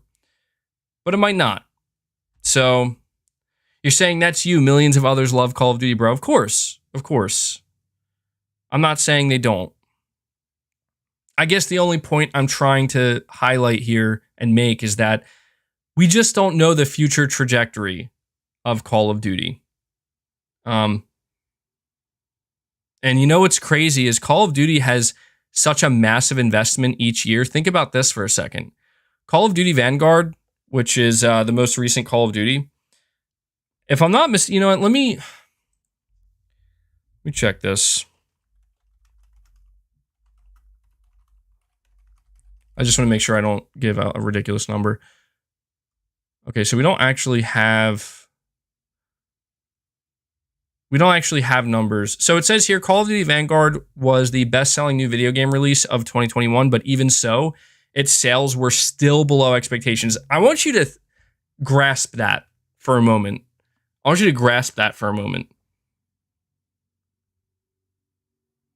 That's insane, dude. So Call of Duty Vanguard was the best-selling game of all of 2021, but it still fell below expectations. Call of Duty Vanguard sold worse than Black Ops Cold War and Modern Warfare, and is in fact one of the worst Call of Duty selling Call of Duty games in years.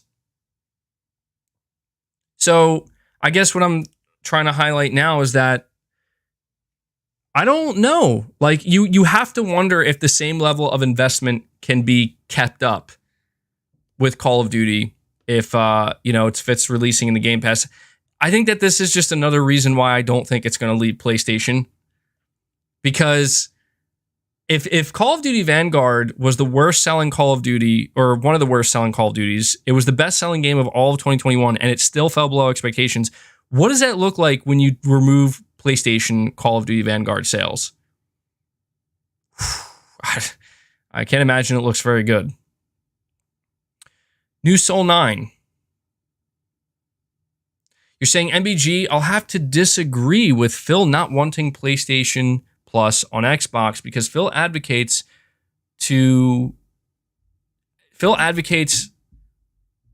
not for people to be in one piece of plastic. By the way, access is still access. You don't need to buy a game to say it's not exclusive. Well, New Soul 9, this is where I'm saying, man, you have to be careful when you're talking about statements that Phil Spencer is making, just like you have to be careful with stuff that Jim Ryan says. Let's face it.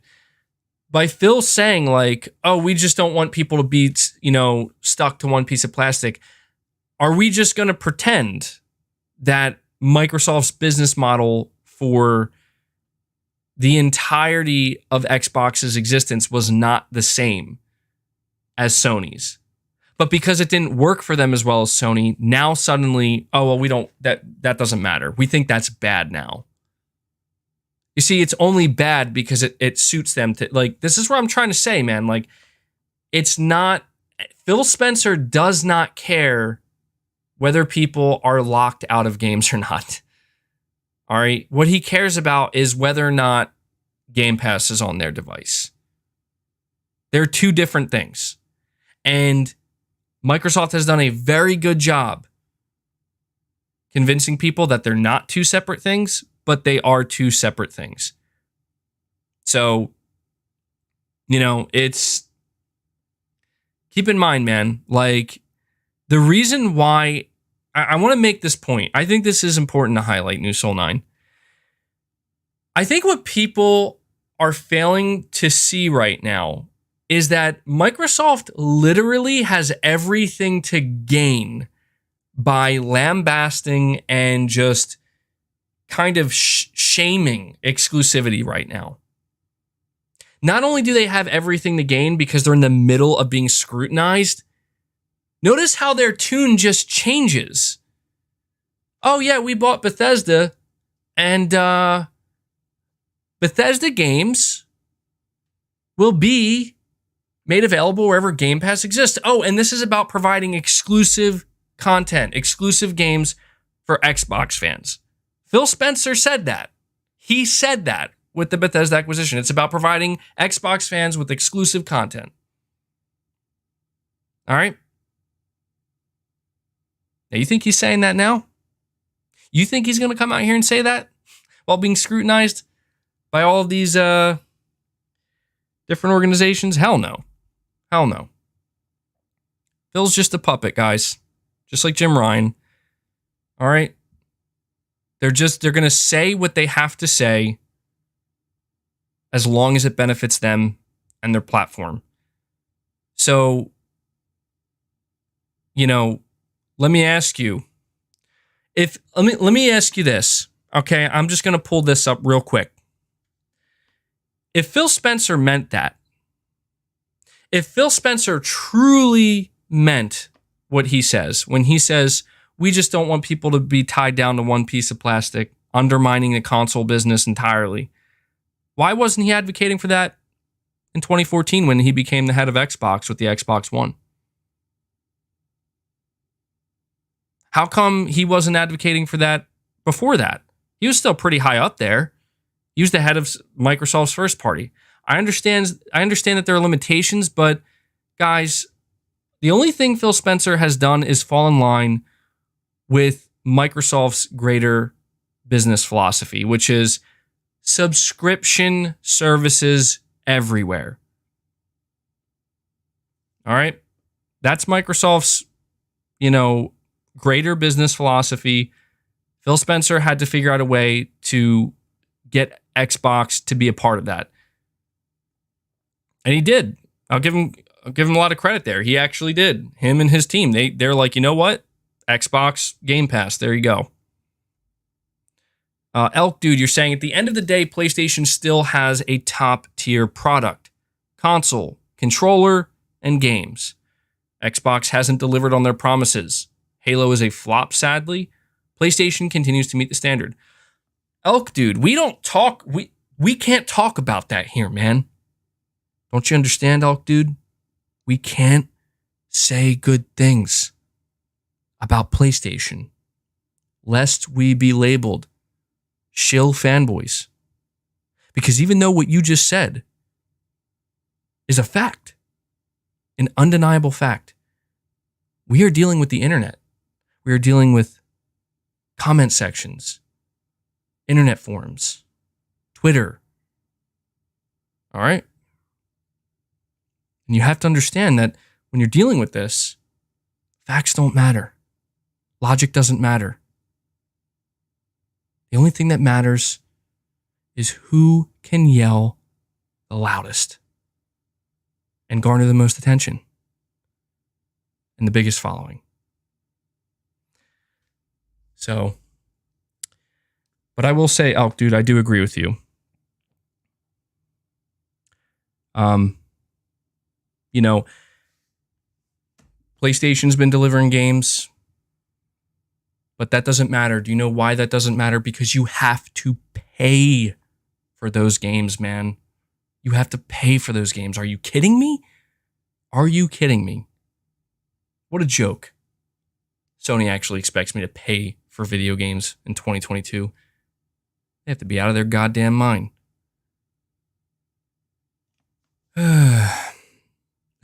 See somebody in the chat. Are you talking to yourself? I guess in some weird way I am. MBG, people want the best quality, but aren't willing to pay for it. Very well said, Julian. Thank you. Thank you. I appreciate that. Because it's so unfortunately true. But that's okay. That's okay. When you have a $1 trillion company promising you that you can have the best quality and pay very, very little for it, well, surely that doesn't sound too good to be true. Surely that's what's going to happen.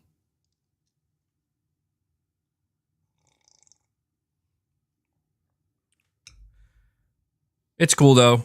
You know, look, something tells me that if McDonald's could somehow convince people that their food is actually of the highest quality, like if they could do that, I don't know, man. It's too late for McDonald's, but at the end of the day, though, the market speaks, right? I think we have to keep that in mind as well. I mean, you talk about the notion of people wanting the best quality but not wanting to pay for it. At the end of the day, people are going to choose what they're okay with, and that's why I'm very interested. I know we're talking a lot about Microsoft here, but that's why I'm very interested in seeing how Microsoft does with Starfield and with Redfall and future games like Hellblade 2 and whatnot, because this is the promise, right? The promise is you're going to get amazing AAA quality for only $10 a month, and we'll see if that happens or not. Okay, Aiden Delaney, you're saying, how do we know Sony isn't quiet because they're busy finalizing acquisition deals to announce at their showcase? Well, we don't know that, Aiden. We don't know that. That's the thing, though. That's the catch-22, is we don't know anything. Maybe that's what they're doing. I will say this, though. The one thing I don't agree with is quite a few people begin to say things like the reason why Sony isn't announcing anything and the reason why they're so quiet is because they don't have anything. And I'm like, you can't actually believe that, right? Like, that's a ridiculous notion. I'm using the word notion a lot today. Of course they're doing stuff behind the scenes. The only question is, what exactly are they doing? That's what we want to know. Server error. You're saying Microsoft has always done exclusivity with the OG Xbox. Well, Microsoft had no problem following Sony's business model when they believed that there was a chance for them to succeed doing so. PS Reviewer 100, you're saying Sony totally mishandled the whole situation. Okay. PlayStation 5 videos, thank you so much for becoming a member, my friend. Appreciate it. And you're saying instead of worrying about Call of Duty, why don't they bring back Medal of Honor? Every design it. You're saying every design it as a competitor. Well, Medal of Honor, man, I kind of forgot about that game. I would like to see another AAA crack at Medal of Honor. I don't think that's going to happen, though, man. It might. I think probably not. Top Shotter, you're saying Sony's main problem is Nintendo. All the major publishers seldom publish on the Switch, and the Switch is successful. Microsoft was subliminal by saying they would put COD on Switch. Yeah. Yeah, I mean, I think that's the thing is the more the industry consolidates, it might begin to push Sony more into that Nintendo direction. And I don't know if Sony wants that or not. It seems like they don't want that. I mean, I do think the difference between Nintendo and Sony, or PlayStation, I should say, is that third party has always been and will always be important to PlayStation. I do really believe that. I don't know that Sony could achieve the same level of success that Nintendo could with like no third party games. I don't think that could happen.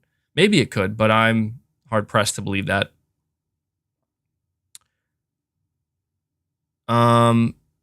Baldy McNosehair says, I think the reason why some PlayStation fans are upset with Sony is because they're becoming more like Xbox rather than just doing their own thing. I agree entirely, Baldy McNosehair. It's really hard to take anything you're saying seriously with that name, but PlayStation 5 videos really quick. You meant to say Men of Honor. My bad. I thought Men of Honor, why am I not familiar? I'm just thinking Medal of Honor. I thought that's what you were talking about. I'll have to check that out. Unless you misspelled it again, in which case we're all confused here. But all right, PlayStation 5 videos wanted to correct it. Surely he has to be talking of Medal of Honor, right? Because I've never heard of Men of Honor. Unless this is some kind of like PlayStation 5 videos. You could just say it in the chat, man. You don't have to super chat. Let us know. I'm like, Men of Honor, is this... It feels like it's a real thing, but I don't think it is. Men of Honor is a movie. That's probably... It's troll. Yeah, sorry, it's Medal of Honor. Okay. We got you, PlayStation 5 videos. We got you. No worries. But Baldy McNosehair, I agree with that. I think that some PlayStation fans, I think a lot of the core PlayStation fan base is upset because Sony, for a long time, they would operate with a level of confidence, and they would be like, we're going to lead the charge here. We're going to lead. We're not going to follow. We're going to do our own thing, and we're going to do what we believe is the best thing. And it just seems like with a lot of the things that Microsoft is doing so many things so differently. Now we are seeing Sony kind of stray away from that, where, yeah, they're still doing their own thing, but now they're taking a lot of pages out of Microsoft's book. Now they're going to put games on PC. Now they're looking into mobile gaming now and, cloud. And it's like, all right, I mean, and you see what they're doing with PlayStation Plus Extra, how they're clearly trying to position that as a potential competitor. And this is why I don't like Jim Ryan's leadership. I don't like Jim Ryan's leadership because he just seems too focused on trying to saturate the PlayStation brand. And, one of the things that I always condemned Phil Spencer for and I always brought this up, and I feel like Jim Ryan's basically on the same page, is when Phil Spencer talks about like wanting to reach the mobile gamer and how there's like 2 billion potential gamers on the planet. We just got to access them through their phone. And I'm like, that sucks, dude. Like, that sucks. Like, these people that you're trying to get to play your games through their phone, they're not interested in your games. If they were, they'd be playing them already. They'd find a way to buy a console. You know, and I just think that this constant talk about, oh, we need to try to win everybody over as a gamer. It just drives me nuts, because it's like, what's wrong with just appreciating the people who actually like what you're doing now? You know, it's I don't know. But that's business. That's why I'm saying, like, you can't, as hard as it may be with some of these things, you can't get attached. You cannot get attached, because it is a business at the end of the day. And you're just a dollar sign to them. Not just Sony, but every company. I hate to talk like that. It sucks, but it's true. And, you know, that's why I get frustrated, because it's like, you remember when in one of Jim Ryan's last interviews, this is where I'm saying he's sounding more and more like Phil Spencer, where he was like, you would think that Sony would be happy that a game like God of War Ragnarok can sell, or not Ragnarok, but God of War 2018 can sell like almost 20 million units, right? Or have 20 million players. You think that they would be excited about that, but no, they're not. He's not excited about that. Instead, he says our games could sell 10, 20 million, you know, get 10, 20 million players. It would be great if we could reach hundreds of millions of players. It's like, what the dude? Like, are you kidding me? And this is why I don't believe Jim Ryan. Frankly, I don't believe him. I don't believe him when he talks about, like, or maybe Herman Hulst, when he's like, you notice how like every time they're doing something with PC or with mobile, they had to keep saying like, oh, we're still committed to single player games. We're still committed to single player games. It's like, this is crazy. Like, why? It's just crazy to me. It's like, why do you have to emphasize that so much? You know, like you clearly are aware that your core fan base is looking at you like, the fuck you doing? But I don't know. I can't help but really wonder what PlayStation would look like today. Because there was a falling out between Jim Ryan and Sean Layden in 2018 and 2019, and Sean Layden lost. Do you remember how Sony announced Sean Layden's departure? With a single tweet. A single tweet where they're just like, we're announcing Sean Layden is leaving. We appreciate his work. Goodbye, Sean. And that's it. That's just what they did. And it was just so clear that there was some salt there, man. And I just really wonder what PlayStation would look like today, because maybe it wouldn't look much different.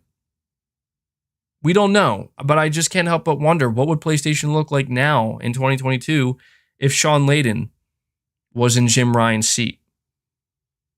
What differences would there be? I know some people talk about like Jack Tretton and Andrew House. I would talk about them, but I feel like, I don't know, they're kind of, Sean Layden was really like the last one there, you know, trying to, because I feel like when it comes to Jack Tretton and Andrew House, they kind of left on their own terms. They're like, all right, yeah, you know, this is the high point. I'm out.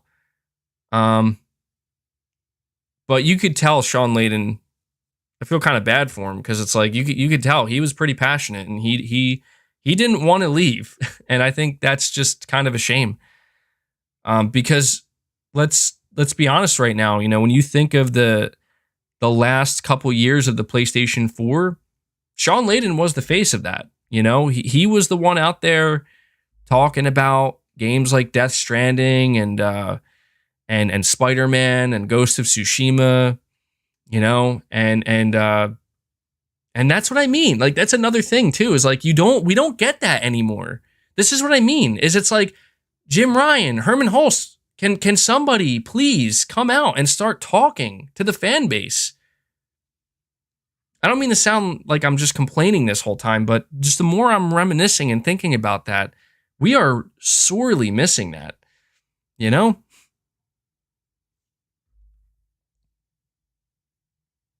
Okay, let me see here. I apologize for taking so long with the super chats, guys. Just know that if you donate a super chat, I will get to it. Perfect Image, you're saying, why Sony CEO don't make SOCOM forget COD? Perfect Image, I couldn't have said it any better myself, man. I'm assuming you put that in all caps, so you're clearly very passionate about that. Dude, I want to see SOCOM, bro. I agree. Make SOCOM forget COD. I would love to see a AAA SOCOM. If we don't see a SOCOM announced in the next year, I'm going to freak out, because I feel like we've been speculating for literally 3 years straight that a SOCOM is in development. There's been literally no rumors of it, but it's just like this kind of collective hope that the fan base has.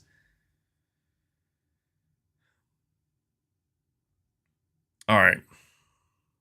PlayStation 5 videos again, you're saying you also have to remember that Sony laid off their PR teams and laid off a lot of their marketing teams also last year. Yeah, you know what? That's a good call out, PlayStation 5 videos. I actually totally forgot about that. What is up with that, dude?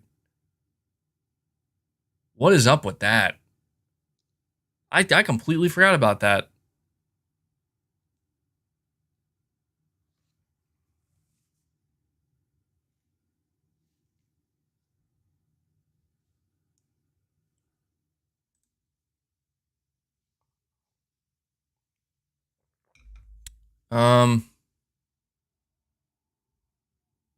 Yeah, that's crazy, dude.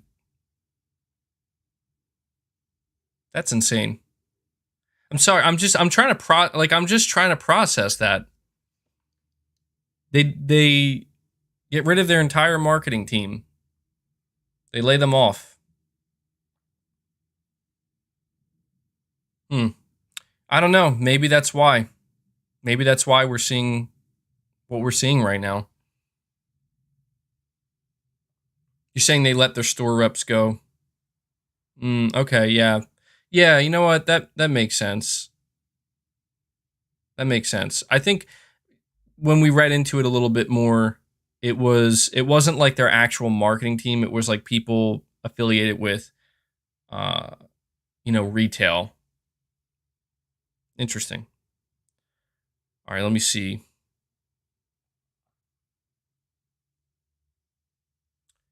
Kipford, you're saying finally able to watch live instead of after. Well, I'm happy you're here, man. That's great. Yeah, quite a few people, I think, don't catch the podcast until it's over and they watch it later on. Magnum Visuals, you're saying tell him to play marbles or pugs. Edward Jordan, a member for 18 months, you're saying, I believe the PlayStation Showcase will actually be the PlayStation Experience, PlayStation First Party. Yeah, that would be quite the curveball, wouldn't it? If we go all of September, there's no announcement of a showcase, but instead we end up getting a PlayStation Experience returning in December. That would be quite the curveball. I'd be okay with that. But I'll tell you right now, if Sony goes this year without having a showcase, oh man, I don't think fans are going to be okay with that. I wouldn't be okay with that. RU46N2 Ray, you're laughing, saying Microsoft buys COD. And the answer is PlayStation make a new game. That's the Xbox pay to win mentality. Damn, Xbox make games, not just buy them. I mean, that's the reality of look, I feel like this conversation it's it's almost impossible to have because people don't want to look at things objectively. But what a lot of Xbox fans have, what a lot of Xbox fans have done these days, Xbox fanboys, I mean like toxic ones, they have convinced a lot of people that Sony has done the same thing that Microsoft has. That Sony has bought, like, I kid you not, dude. I remember when Microsoft bought Bethesda and PlayStation fans were kind of criticizing them a little bit, being like, Microsoft, really? Like, this is what you're going to do now? You're not just buying studios, you're buying an entire publisher. I remember there were actually quite a few toxic Xbox fans who were like, yeah, well, Sony bought Naughty Dog. Sony bought Sucker Punch. And it's like, you can't be serious, dude. Like, you cannot be serious with that line of thinking. Anybody with half a brain knows that you can't compare the two. Not even close. You're trying to compare Sony buying almost relatively unknown developers or very, very small developers at the time and growing them over the course of decades, years, right? You're going to try to compare that to buying one of the most, like these already established studios that have done their own thing for decades themselves. It's not the same thing. And I'm not sitting here saying that Sony hasn't purchased things of their own, purchased exclusivity. Of course they have. But I just feel like it's pretty disingenuous that people do try to convince the masses or people who maybe aren't aware that, well, the reason why Microsoft is going to get away with doing all this is because Sony's been doing the same thing for years. Like, no, they haven't, actually. And that's what I think. That's just what frustrates me, is that it's not so much about Microsoft leveraging their strength. It's just, why do people feel the need to take credit away from Sony and their development teams? That's the only thing I don't understand. It's like people are just totally disregarding like the things that Sony has done right. The things that Sony has done better than most other publishers. And they're disregarding this by basically just saying, well, Sony paid for that Final Fantasy exclusivity deal. And it's like, you're right. So I guess that means nothing else they did matters. I don't know. I just think that's a little disingenuous, But to be fair, Ray, Xbox does make some of their own games. I just think the real disconnect, if you want to really just kind of get down to it, I think the real disconnect between Sony and Microsoft is that Sony has found much more success with their own games and their own IP than Microsoft ever has. And I think that that's what I think just has caused all of this to happen. Ford 8484, you're saying Game of the Year, God of War, or Elden Ring? Objectively, your prediction. Well, dude, objectively speaking, right now I have to say Elden Ring, because it's out and it's been out and we know everything about the game. I feel like I can't objectively say that God of War has a better chance because we don't know. I have no idea. Now, subjectively speaking, because of how much faith I have in Santa Monica Studio and because of how good I expect God of War Ragnarok to be, I think that it will be quite the battle for Game of the Year in 2022. But objectively, right now, I mean, yeah, come on, it's looking like it's going to be Elden Ring. But we have to, we have to see the rest of the year play out. We'll see what happens. PS reviewer, is it PS Previewer? Yeah, PS Previewer 100. Or maybe it's PSP Reviewer 100. You're saying Infinite Warfare story is amazing. I actually did hear that Infinite Warfare's story is actually really good. I never played it, but I have heard good things about it, believe it or not.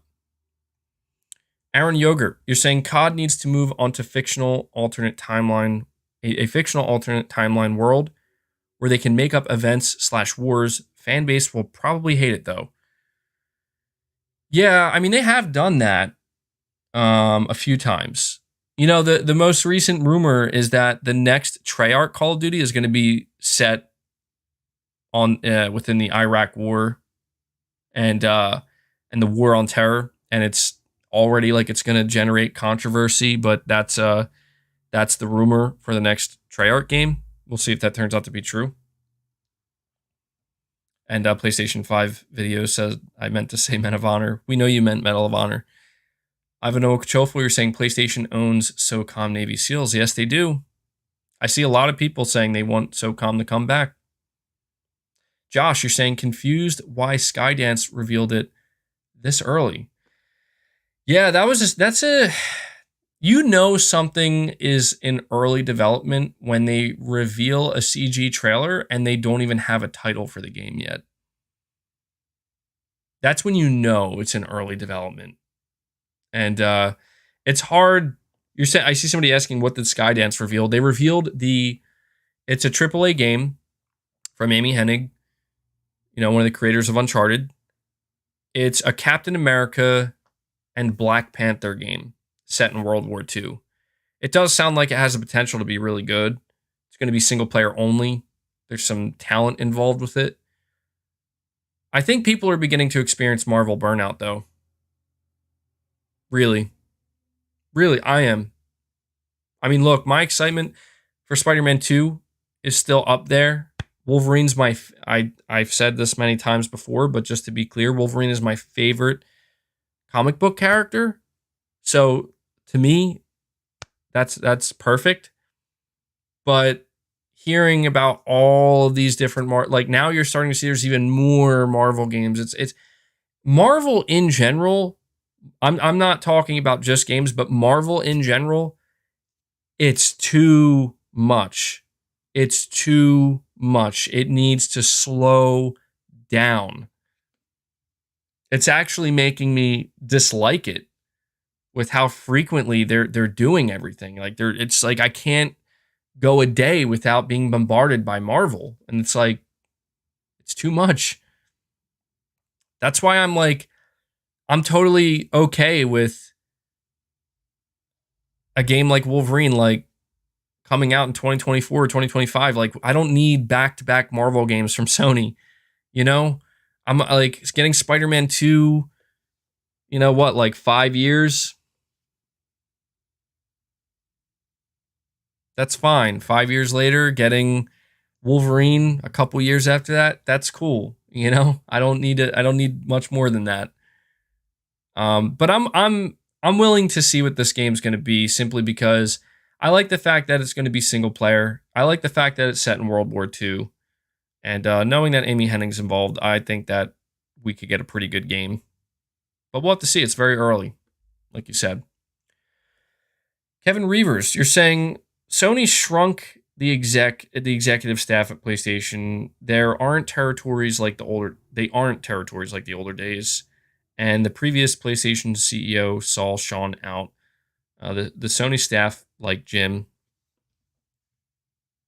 Well, I mean, you might be right. I don't think there's no way for us to really know how PlayStation staff feel about Jim Ryan. All I do know is how a lot of the internet feels about Jim Ryan, and it's unfortunate. I mean, look, I know Jim Ryan, he's not like a celebrity and he's not trying to be the face of PlayStation, but whether he wants to be the face of PlayStation or not, he is. And I really think that it would benefit him to try to connect more with the fan base and with gamers in any way he can. I think that would go a long way. I don't think that Jim Ryan basically saying, every now and again in an interview, oh, I'm playing What's the latest release? Ratchet and Clank Rift Apart. Like, okay, you know, it's just not, doesn't really connect.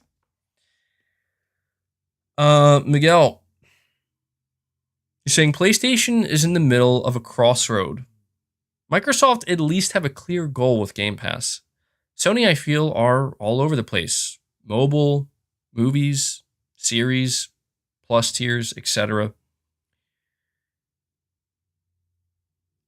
Yeah, I get that feeling too.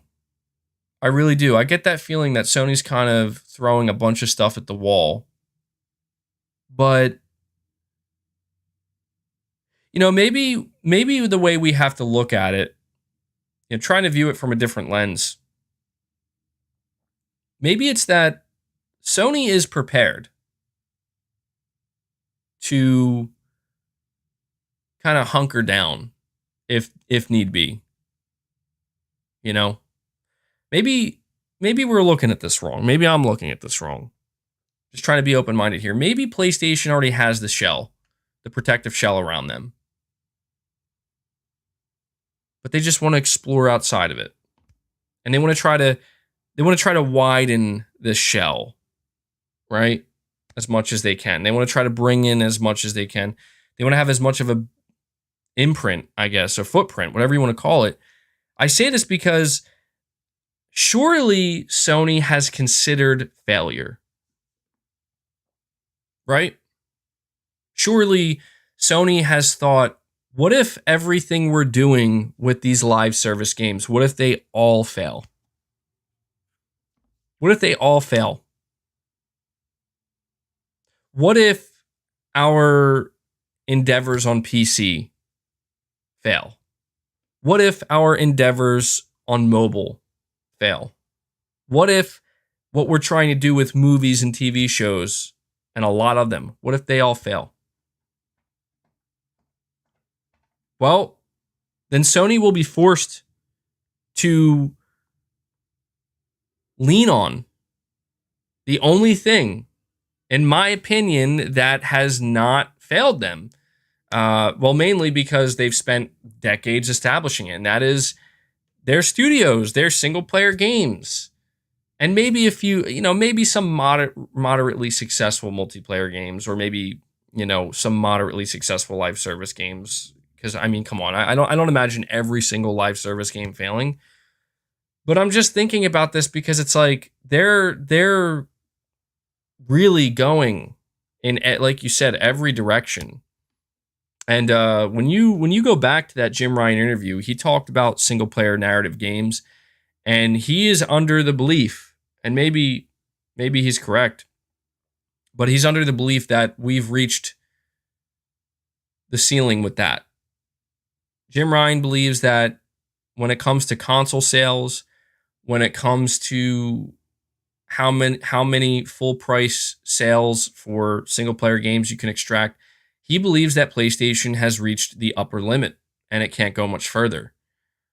And maybe he's right, but I don't know. I guess I kind of hope he's wrong, because I just don't enjoy this, seeing Sony kind of have this need to, saying MBG, you also have to recognize that gaming hasn't been this popular before. That is true. Yeah, I'm kind of at a crossroads myself with Sony. I think I'm right there where they are, where I can't say that I hate Sony for wanting to make some live service games. I can't say that I hate them and can't stand that they're putting some games on PC and seeing what happens and trying to get a mobile presence. I think out of everything, the mobile presence really, if I had to axe one thing, it would be the mobile presence. I'm not a fan of mobile gaming at all.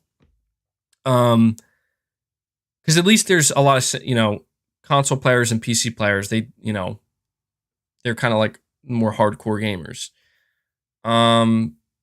And live service games, I feel like there can be a few successful live service games, and it doesn't have to come at the expense of single player. So I'm kind of at the crossroads with them as well. And I think that right now, this feeds into the conversation.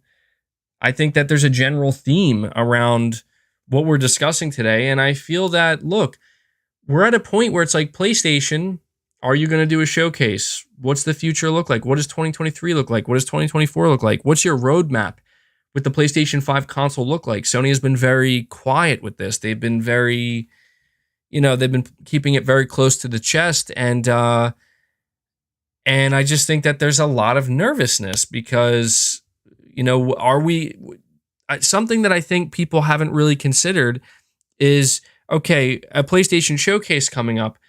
How many live service games are we going to see announced by Sony? How many of these games that are going to be announced are going to be live service? I'm not saying that automatically means they're going to be disappointing reveals. I don't think that's the case at all. I could get very excited for a live service PlayStation reveal, depending on what it is and how good it looks. But I'm just saying I don't think that people have considered this. Are we going to see Sony reveal their first AAA mobile game at a showcase? I mean, these are real possibilities. You're saying no disrespect, but was there any other topic on the schedule? Yeah, I apologize. This is just sometimes the way the podcast flows.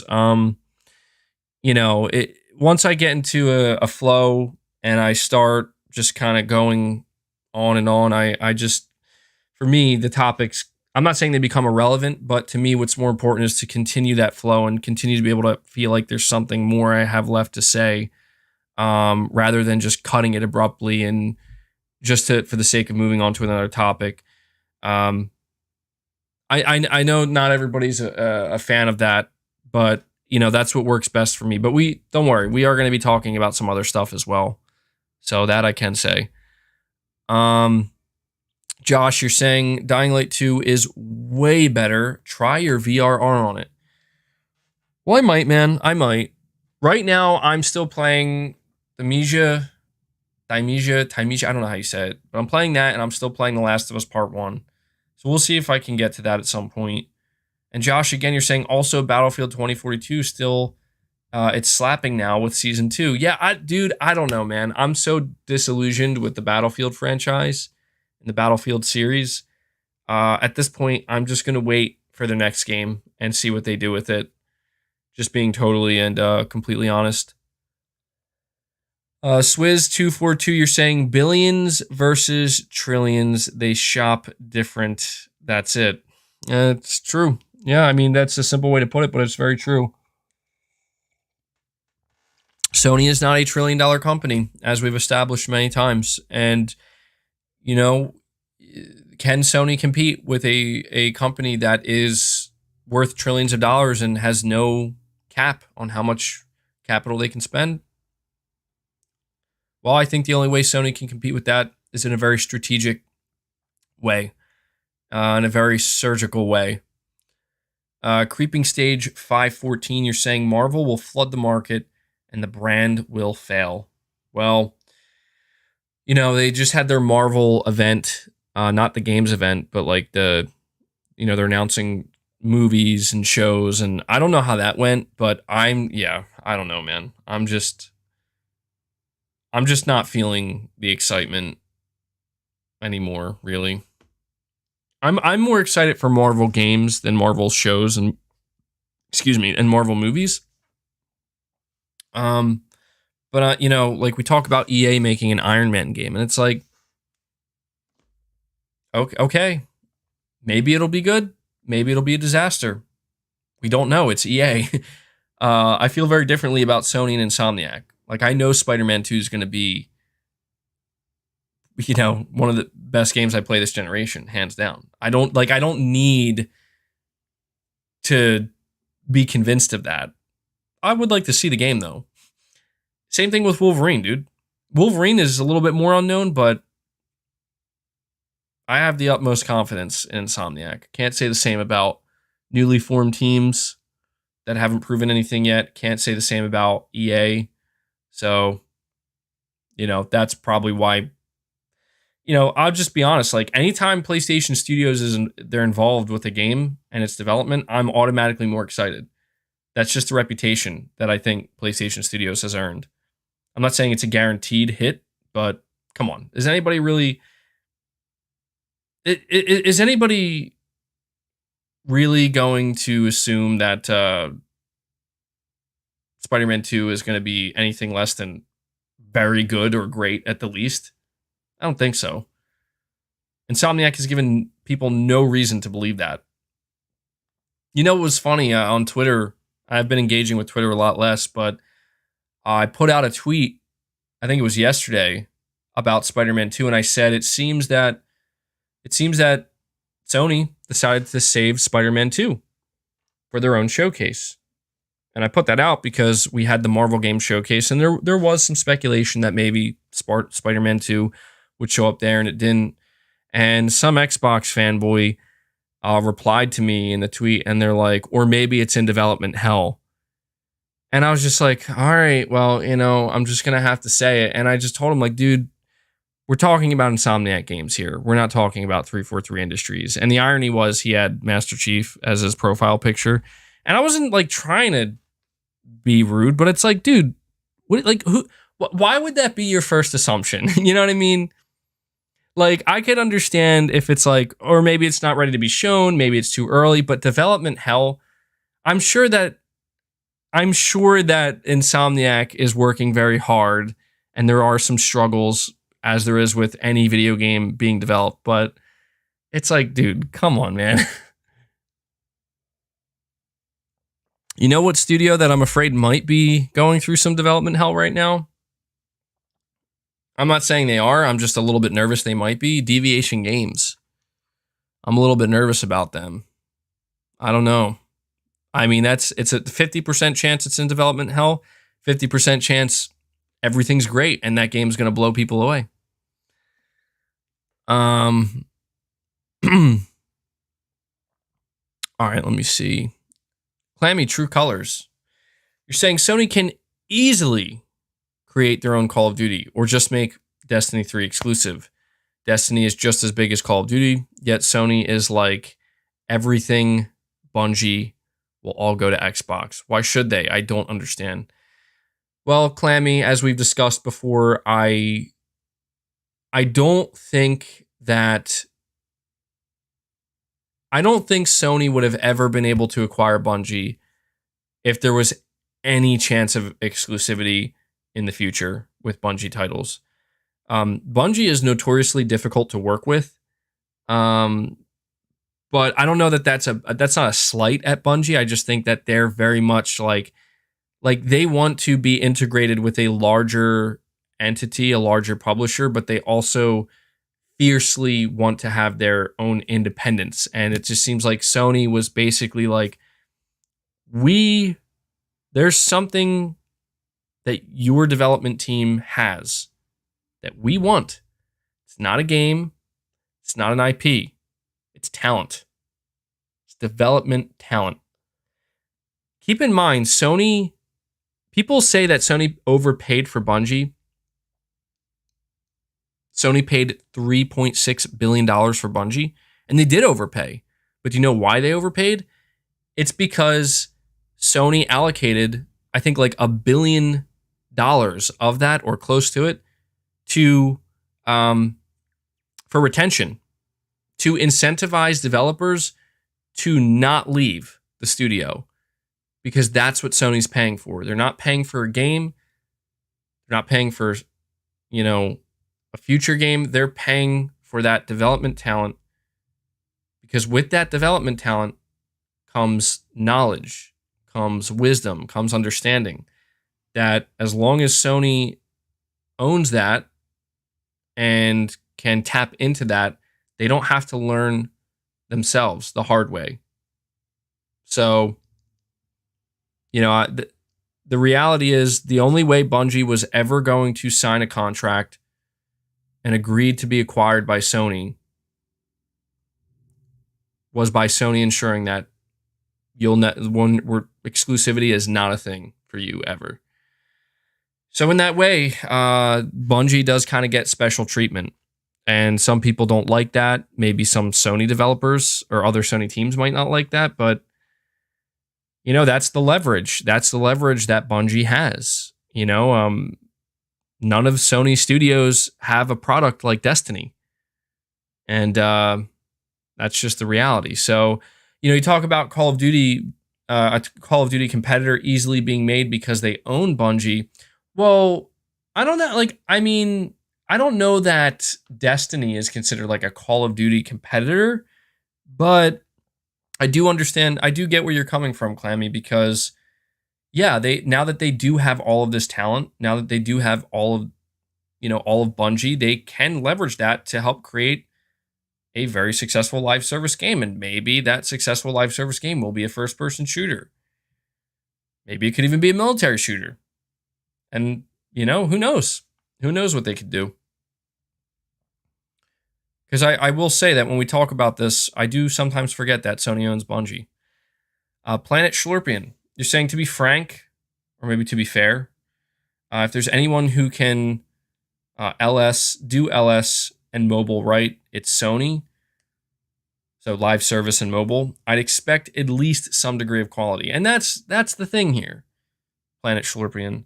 For me, mobile, again, like, the reason why I can't ever be excited for mobile is because inherently a mobile game, even if it's a mobile game in a series that I love, like God of War or something, I know that it will not be even close to what you get on console. I know that. And so because of that, it's really difficult for me to ever be excited about mobile. To me, mobile just automatically equals lower quality. Kind of because it has to be. BG UK says, nice t-shirt, MBG. Looks a bit tight on the biceps. You've been working out? I have been. I'm glad you notice. I've been working hard. So, appreciate that. Appreciate that compliment. But, getting distracted here. But when it comes to live service, I am in agreement with you that at the very least, what I'm expecting from Sony when it comes to their live service games is quality. I don't think, at least from their first party studios, I have to emphasize that. If it's with a partner studio, I feel like the quality, it could be hit or miss, but when it comes to their first party studios developing a live service game, I fully expect it to be a quality live service game. And that could be the big difference maker. I think we can all agree that we don't want to see low quality. If you're going to try it, try to make it as high quality as you can. Dark Demon Media, you're saying, this is PlayStation 5's video. I changed my name. Okay. Battlefield releases a statement saying that they were making a single player mode for the new game. Yeah, I did see that. And it's so hard for me to be excited, though. Only because it's like, I don't mean to be overly negative. I'm not trying to be negative, but it's just like, okay, I feel like you should have never stopped making single player, though. Like, some of the past Battlefield single players were pretty good. And I just don't know how it gets to a point where it's like you stray so far away from that, you now have to put a statement out saying, we're now going to make a single player for our next Battlefield. It's like, I'd rather have that statement and have them say that and confirm it than not.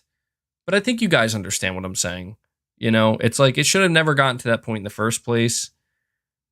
Hopefully, my hope is that they learned some big lessons with Battlefield 2042. Because that, I don't know, man, that was crazy. Okay, Kapapa, you're saying, I am so hoping that Amy Hennig succeeds with her new game. She created so many great games at Naughty Dog. I think, yeah, I think she'll find success, dude. How could she not? She's a very talented developer.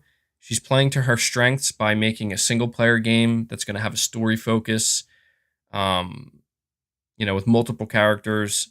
And she has Marvel, dude. She's making a Marvel game. So I feel like the chances of failure are very low. And that's, yeah, dude, I did see some people saying that they were really hoping that she would be making a new IP or something, but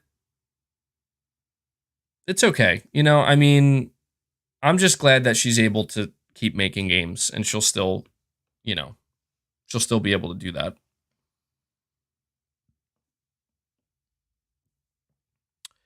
John says, sometimes I feel sorry for Insomniac. They're one of Sony's hardest working studios, but only got acquired for $229 million, while they acquired Bungie for $3.5 billion. Yeah, that you really got to wonder how Sony made. Well, if you think about it, I think it makes sense when you look back and you kind of see that Sony acquired Insomniac during a time when acquisitions weren't really a thing, at least not that often. I mean, that was, if I'm not mistaken, right after the year after Microsoft announced that they acquired 5 studios, which was completely unheard of. You know, it just like doesn't really happen, or didn't really happen at that time. And I think that this was just Sony's way of being like, you know what, we have to try to lock this down. And I mean, yeah, I get that too. Like, you feel like maybe Sony should have paid more. Absolutely. You think about how much money Insomniac makes Sony. They should have got a bigger bag. I think, you know. Rashdom, you're saying I missed your super chat? I'm scrolling through now.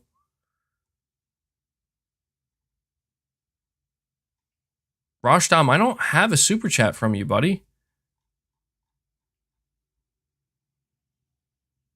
Are you sure you submitted one? Because I'm scrolling through here, man, and it's not. Yeah, it's not here. If you type it again in the chat, I'll try to make sure I don't miss it. But it's not here, man. So I don't know what's going on with that. Yeah, just type it in the chat and I'll read it. Because Rashdom, I know you do super chat from time to time. So what is in my mug right now? Jeez, I don't know what that was.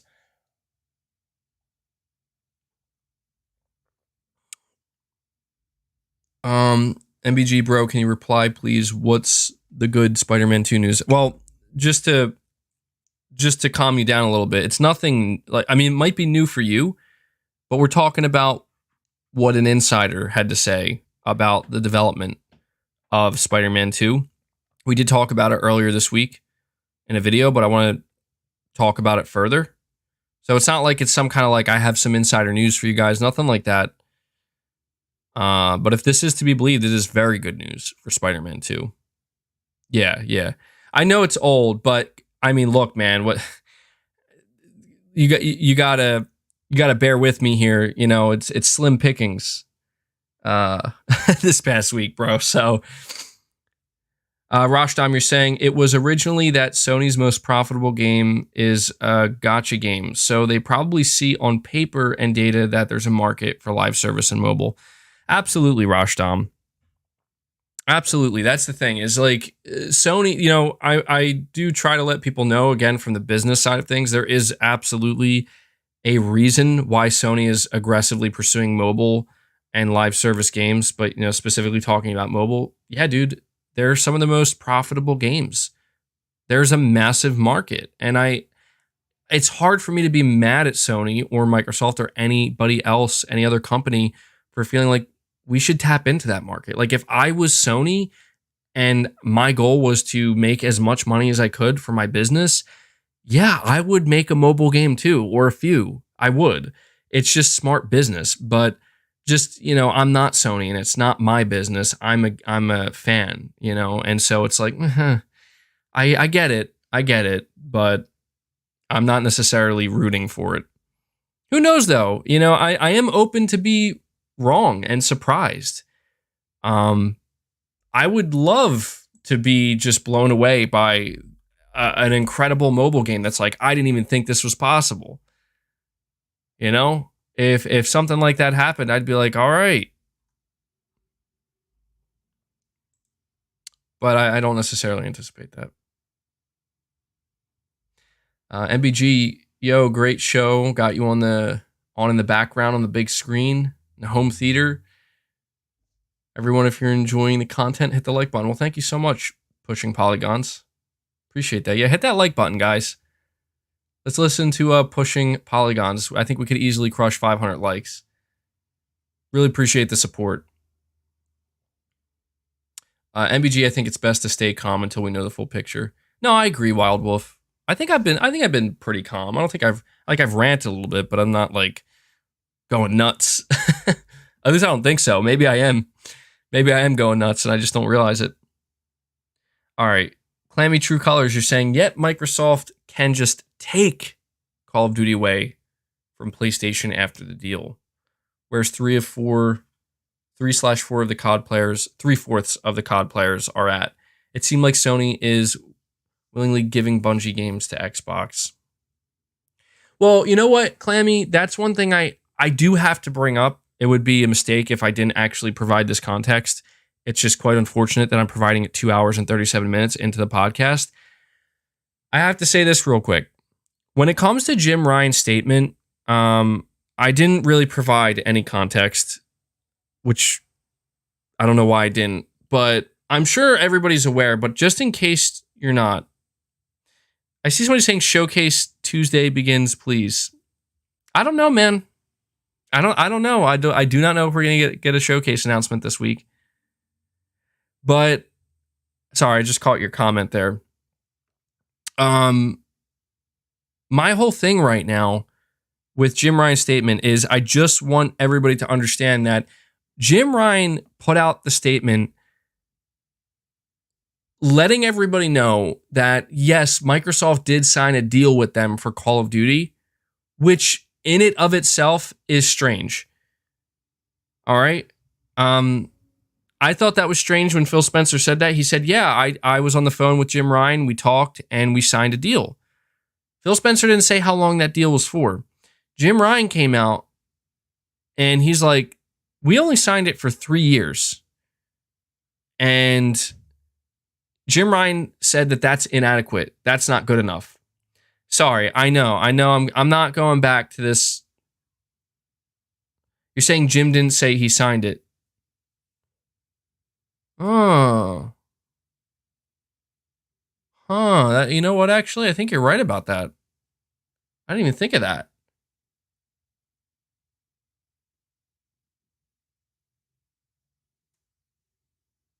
Wow. Okay.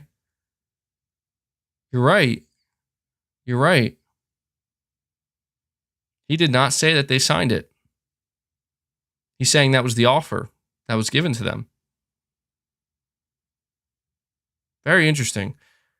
I don't know why I didn't pick that up myself. I totally missed that.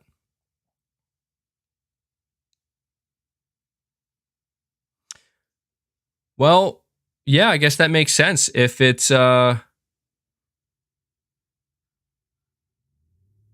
if you're given a contract that you think is that inadequate, why would you sign it? And so maybe this is Jim's way of trying to renegotiate by bringing it to the public forum, putting a little bit of pressure on Microsoft.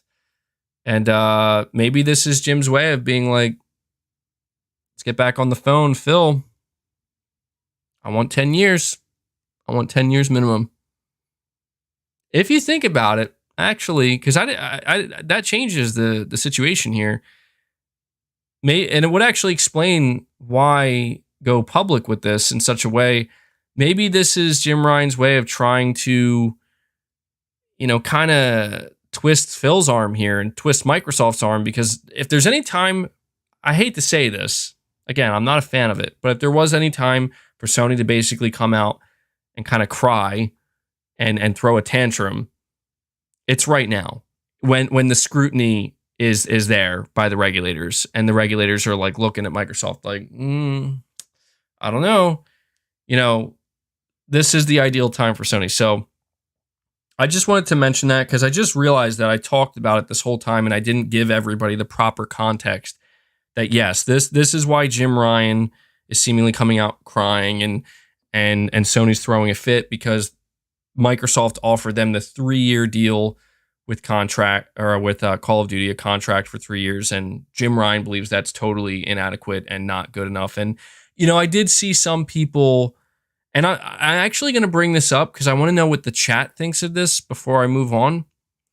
I did see some people say that, Jim Ryan and Sony shouldn't be saying anything because Microsoft doesn't have to offer them anything. Microsoft doesn't have to give them any kind of deal. And I'm curious what you guys think about that, because here's my whole thing with this. If what Phil Spencer and Microsoft's president, because Microsoft's president also said this, if what they're saying about how like we're treating this like Minecraft and we're gonna keep releasing it on PlayStation, we're not taking it off of PlayStation, there's gonna be parity. My only question is this: is if what Phil Spencer is saying is true, and the regulators are supposed to believe Phil Spencer, and he's supposed to be telling them the truth, where, well, that's what he said. They're going to keep Call of Duty on PlayStation. They're going to treat it like Minecraft. Then what is the point of this contract and this offer in the first place? I see somebody saying Phil Spencer never said forever. That's true. But it almost makes me wonder if maybe it's because, I don't know, maybe Microsoft is trying to find a strange workaround here, renegotiate it so they can renegotiate it every 3 years.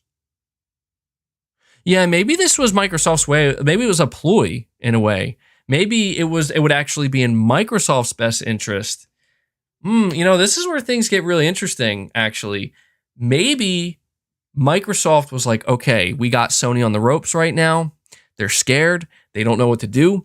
Let's swoop in and let's see if we can get them to sign this contract, this agreement. Because if Sony willingly agrees to that, like if Jim Ryan did sign that contract and they did agree to it, then maybe in a way that's Sony kind of forfeiting to a degree, where it's like Microsoft can be like, oh no, look, we worked it out. Sony agreed to this. Sony agreed to this themselves. This is what they want to do and what they agreed with. I don't know. It's very, very complex stuff. And I think what makes it so complex is, dude, there's legal teams. There's legal teams dealing with this every day. And these statements are not written by Jim Ryan or Phil Spencer. They're being told what to say and how to say it, how to word it. And yeah, I don't know. We'll see. I mean, look, you're saying the corporate world is nasty. It is. Yeah, it's cutthroat. It's cutthroat. So I don't mean to bring it up again, but and I see most of you guys are saying Microsoft doesn't have to offer anything. And that's the thing though. Don't you think that's kind of strange? Don't you think that's kind of strange, guys? Like that I feel like that's kind of obvious. Like, yeah, Microsoft doesn't have to offer anything to Sony, but why are they? Why are they offering anything? It's an interesting question. You're saying Phil Spencer said they signed? Did he? I'm going to be honest, at this point, I feel like, because this stuff's getting so layered and ridiculous, it feels like we're on some kind of merry-go-round here. I'm about to, I'm not saying I'm going to stop covering it, because if there's like something big that comes out, I'm going to have to cover it. But man, after today, I'm done. Like, please, Call of Duty, go away, man. Like, I don't care anymore. I don't. I feel like I'm just so tired of hearing about like Call of Duty and Activision Blizzard. And it's like, okay, we get it, we get it. But then again, I sit here for 2.5 hours talking about it. So can we talk about Abandoned? That's funny, dude.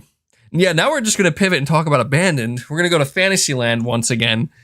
Maybe I'll mention something at the end about Silent Hill or Konami or whatever. I love it. All right. Top Shada, you're saying Microsoft is a monopoly in gaming. You can't make games without Microsoft. Microsoft owns DirectX, Havok, and Simply Gone. Sony makes games for Microsoft platforms. which is Windows, not Chrome or Mac. It is interesting when you put it that way, man. I don't know if I don't know if it's technically actually a monopoly, but yeah, it is true that Microsoft has their hand in almost every aspect of gaming, even from that point, from a development standpoint, with DirectX and Havoc and Simply Gone. Very interesting. You have to imagine that regulators take that into consideration as well, to a degree, right? They have to. Server error. You're saying we hardcore do this to ourselves, not supporting the games. Well, the mobile crowd buys $20 banana skins and cat ears. Shaking my head. No, server error. Hold your ground. Server error. This is where I'm gonna tell everybody we need to hold our ground here and stand our ground, because you know what? You're right. You're right. We are not with the mobile crowd. We are not paying $20 a pop for banana skins and, you know, all this crazy stuff.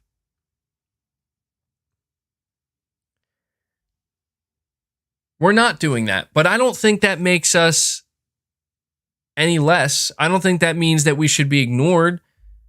Instead, we just have some, you know, I just think we have some, I don't know what you want to call it. You could call it whatever you want, but what I'm trying to say is we're just out here simply saying that we'll pay a premium price for a premium product. We're not worried about $20 pop skins. We're not worried about subscription services. We're worried about premium products for a premium price. And I understand that less and less people are like that these days. And especially when you think about the mobile gaming crowd, you think about, you know, live service games and microtransaction driven games. It seems like it's kind of the opposite of that. But yeah. But I don't think we do it to ourselves, man. I think it's just that in a way we can't, you know, we just have some. I don't want to use the word like dignity. I feel like that's a bit exaggerated. Like, I'm not saying like you have no dignity if you're buying a banana skin. Like, buy whatever you want. I'm just saying that like we just view things differently, right? Like we may not see the value in a $20 banana skin for your character on whatever game. Instead, we see value in, you know, a $70 AAA single player exclusive. I see somebody.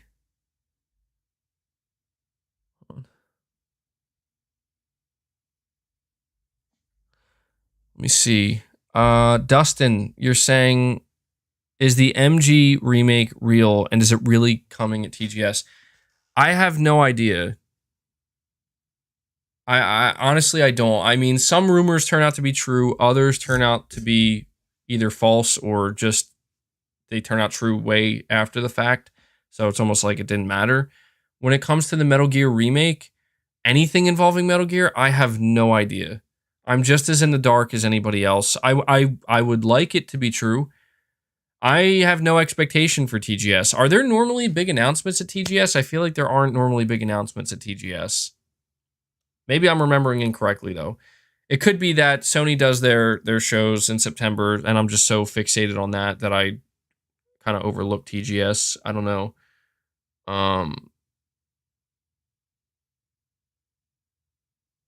But, you know, I did see some people saying that Sony's not going to do a showcase this upcoming week because of TGS.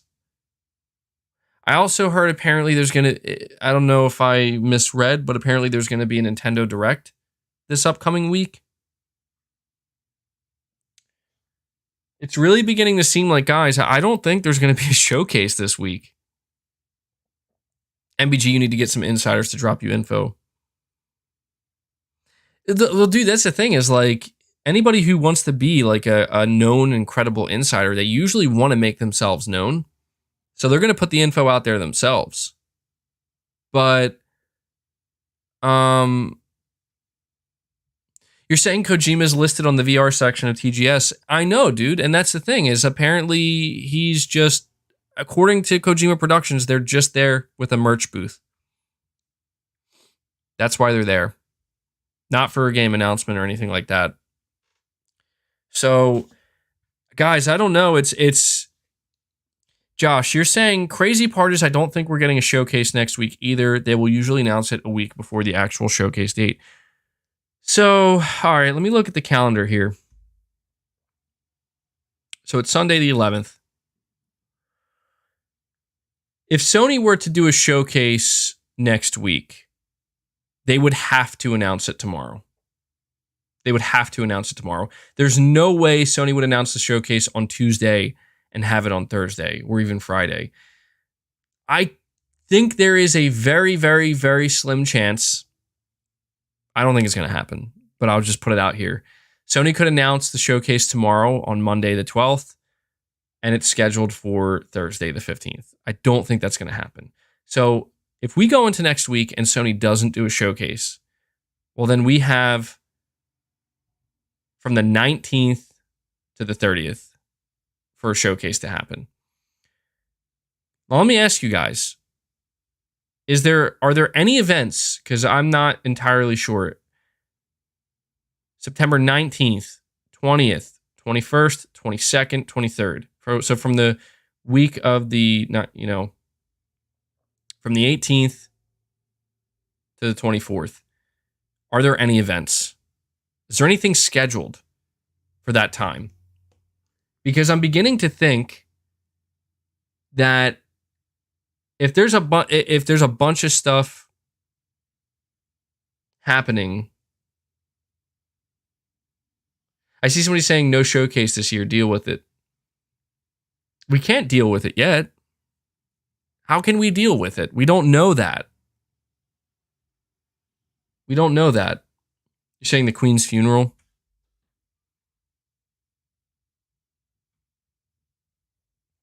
Well, I'm talking about like gaming stuff, because I've seen people say that like the reason why it's definitely not going to be this week is because there's just too much stuff happening between the parent Nintendo Direct, TGS, and actually, here's an interesting thought.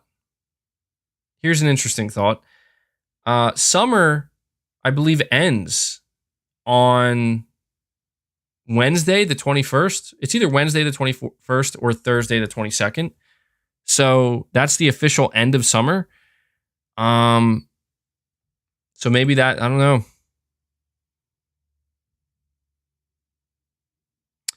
MBG, we are going to spread the word of an October showcase, dude. I don't even want to know what it means if Sony doesn't do a showcase this month. You're saying, MBG, it's okay if there's no showcase. I don't think it's okay. I don't think it's okay at all. I think it's okay if Sony wants to push it back to like December or something, but it's not okay, dude. Like, Sony would have to be out of their minds to go into 2023 without setting up 2023. That would be insanity. I don't know how they could do that.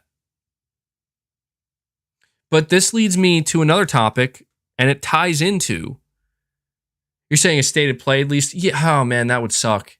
That would straight up suck if we didn't get a showcase, but just another state of play.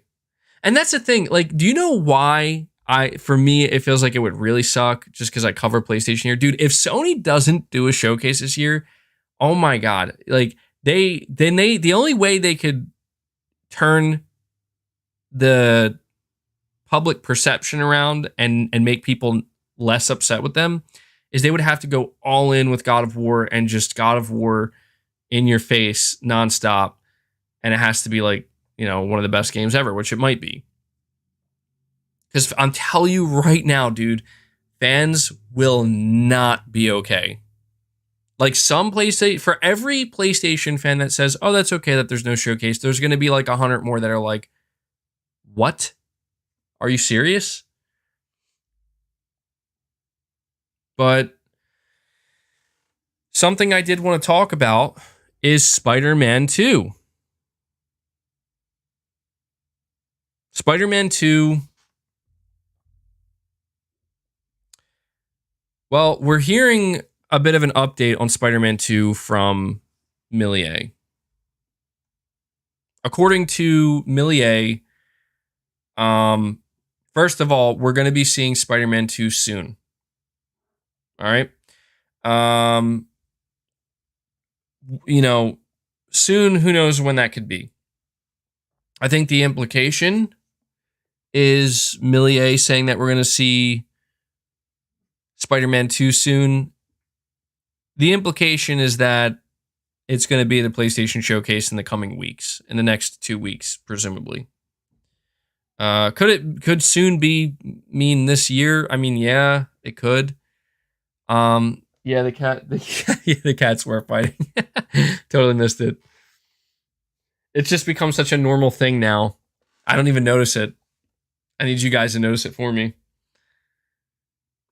But according to Millie A,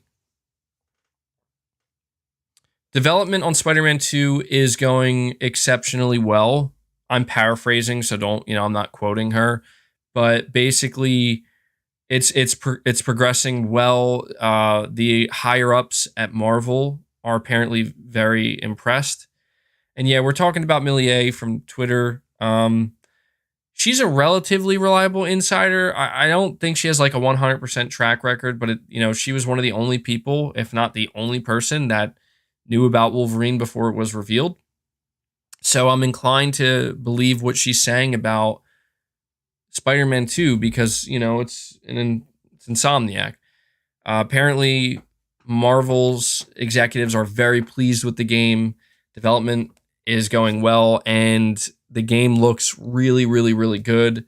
It has a level of fluidity that is really, really good, and we're going to be seeing it soon. And so, it's like, yeah, it's hard not to sit here and kind of begin to think, well, if this is what we're hearing, and if Millier is to be trusted, then surely we're going to have to get a showcase soon. So, I don't know. At this point, when it comes to talking about a PlayStation showcase, I don't know that there's anything left for me to say. At this point, the only thing I can leave you guys with is this is the month Sony traditionally does their showcases. We're about a week and a half into the month so far, and Sony has not officially announced anything. We have this upcoming week where I'll say this, and I feel like a broken record. I feel like a broken record saying this, but it's worth saying it.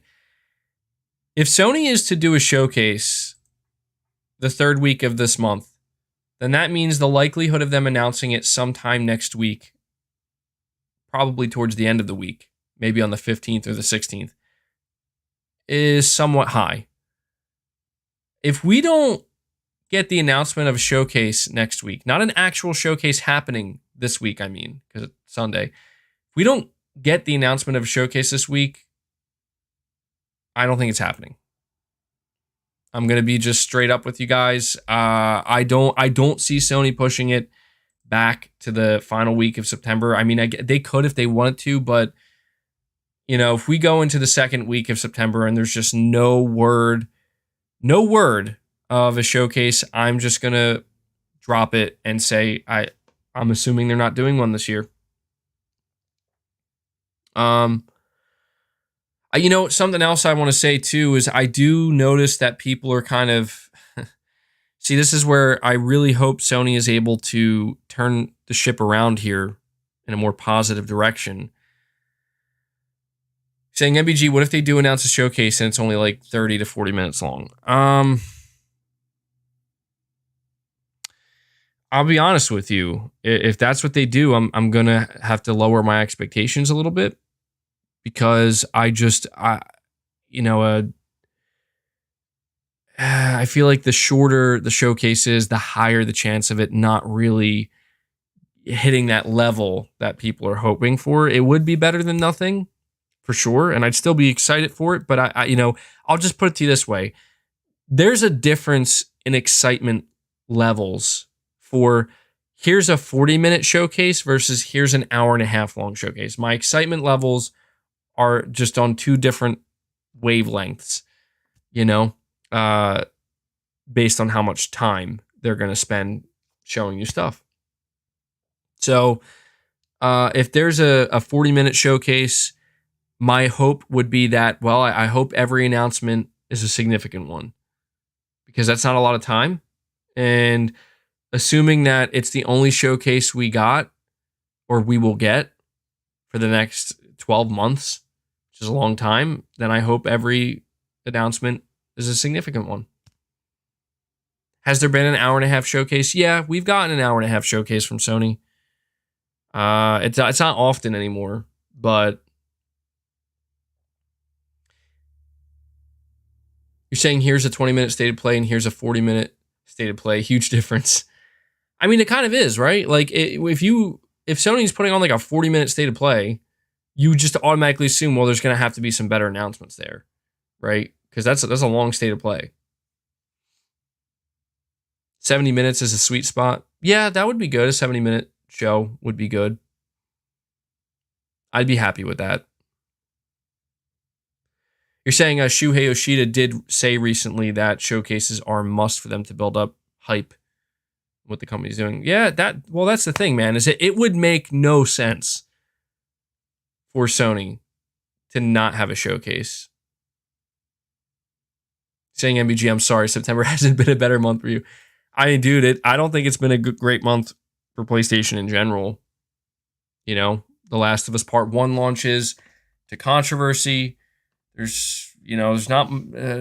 I don't know how you guys feel, but I feel like nobody's talking about The Last of Us Part 1.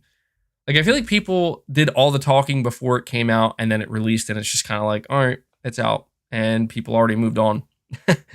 Not that I'm saying that's a good or a bad thing. I'm just saying it's like, the conversation is almost non-existent. You're saying what is there to say? Good point. Good point. Can't argue with that. Saying Demon Souls remake was the same. Yeah, that's true. That's true. That is true.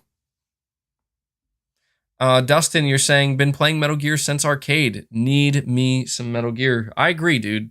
I hope we get some news on Metal Gear soon. Good news. You already know though that the news is going to be a remaster of Metal Gear Solid, the Twin Snakes, and people are going to be like, really, Konami? This is what you do. But let me see what we do have some other topics to discuss.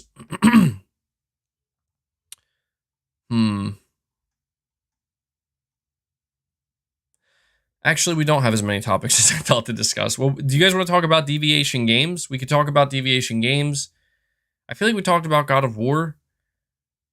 See, this is where it gets tough because it's like, I don't know what else to discuss, man. Like, Sony hasn't been doing much. Saying MBG Jason Blundell leaving Deviation Games is not a bad thing. He could have left because he wanted to stay independent, but everyone else wanted to be bought out by PlayStation. You know what? I do want to say that, yeah. Well, we should talk a little bit about Deviation Games because that's something I didn't mention in my video when I talked about it yesterday. Is so Jason Blundell, he left, and people are concerned because he was the co-founder, and he's like one of the names at the forefront of Deviation Games. Like Jason Blundell, he's been with Treyarch, and he's the mind behind Call of Duty Zombies, and then he's just gone. People brought up that if you look at Haven Studio, a couple weeks before Haven Studio was acquired by Sony, one of their co-founders left.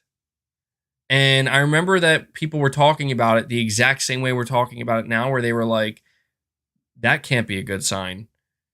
And then a couple weeks later, we learned Haven Studio was purchased by Sony, and the reason why Sony purchased them is because they're super impressed with them. So I feel like we're gonna find out. Maybe Sony is trying to set up an acquisition. Maybe what they're doing is so good. This is being very optimistic, of course, so bear with me. Maybe what they're doing is so good that Sony is planning to show it soon if they have a showcase, and also announce after people see what it is and they're like, "Oh my God, this looks incredible," and announce, "Hey, we're going to acquire them." Now that's not the glass half full. That's the glass completely full. Somebody's saying he's returning the Treyarch. That'd be interesting.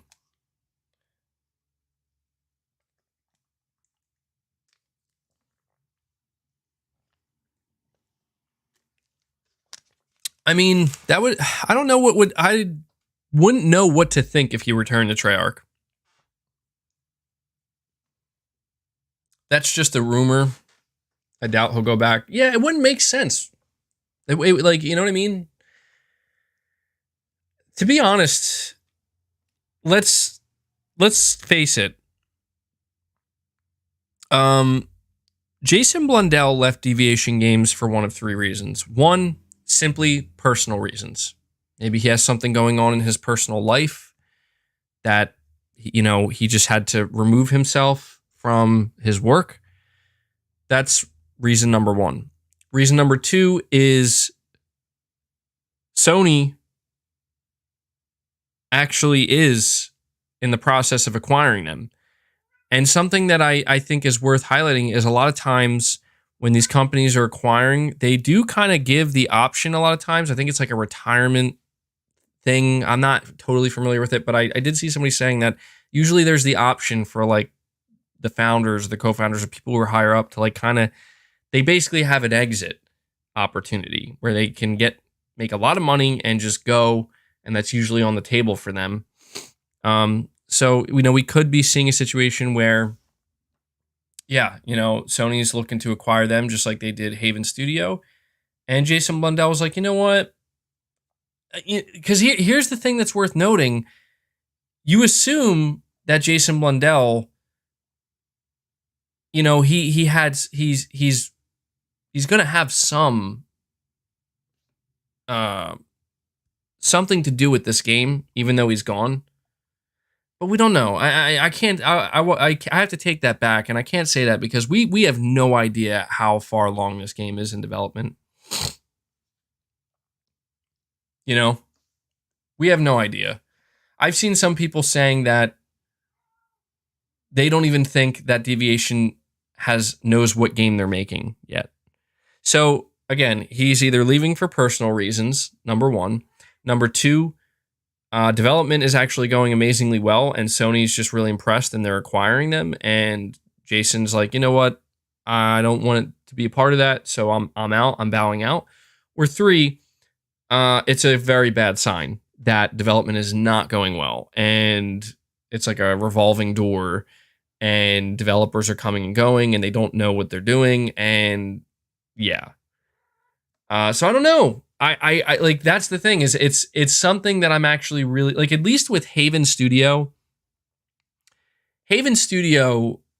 people I think don't feel bad about them, but you at least have a little bit of like, oh, well, Sony liked what they saw so much they bought them. So that must mean it's pretty good, right? It has to be pretty decent.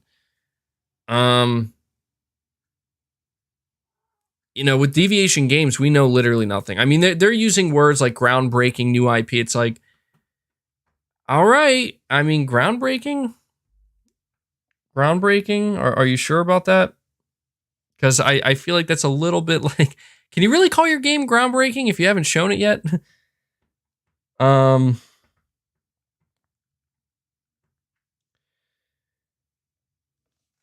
I'll ask you guys, what do you guys think? Which of those three options do you think it is? What do you think's going on with Deviation Games?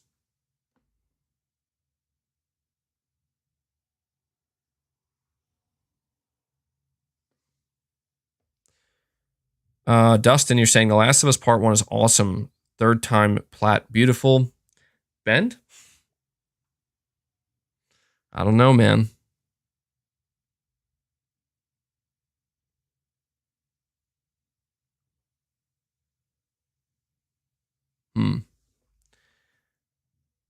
I'm just reading the replies, seeing what you guys are saying.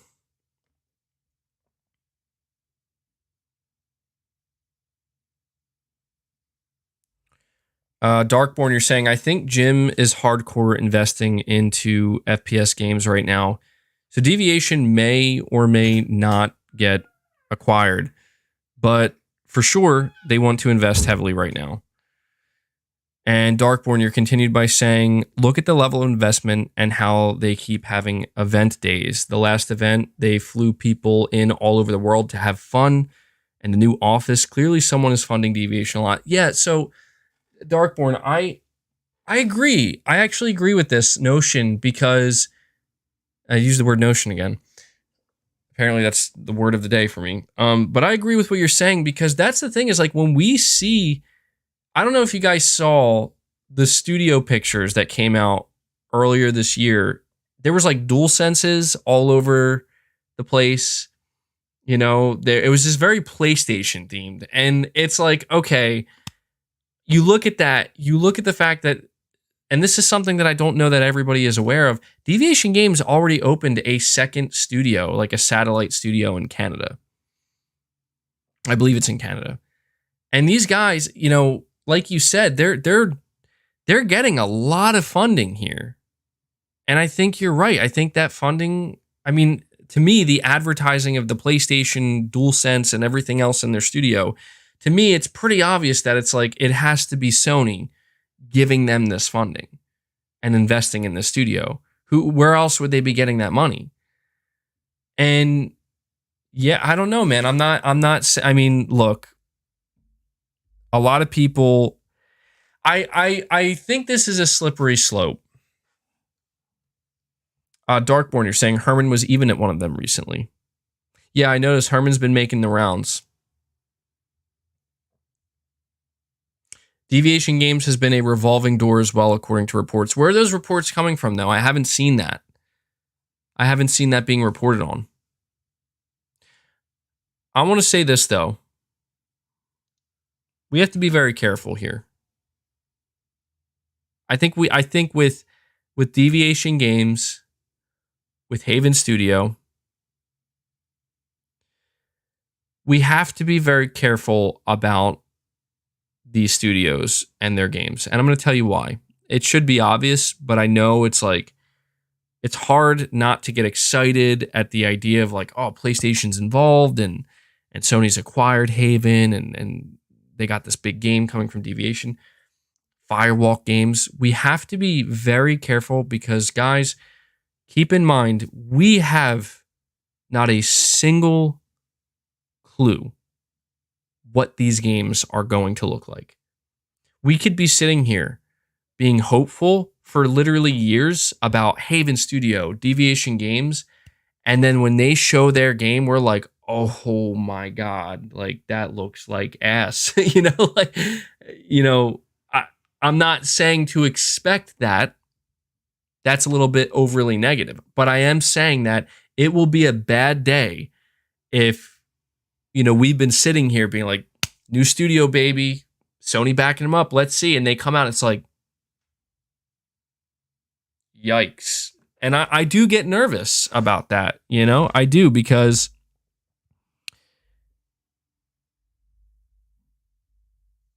I get nervous about that because we've seen that happen before.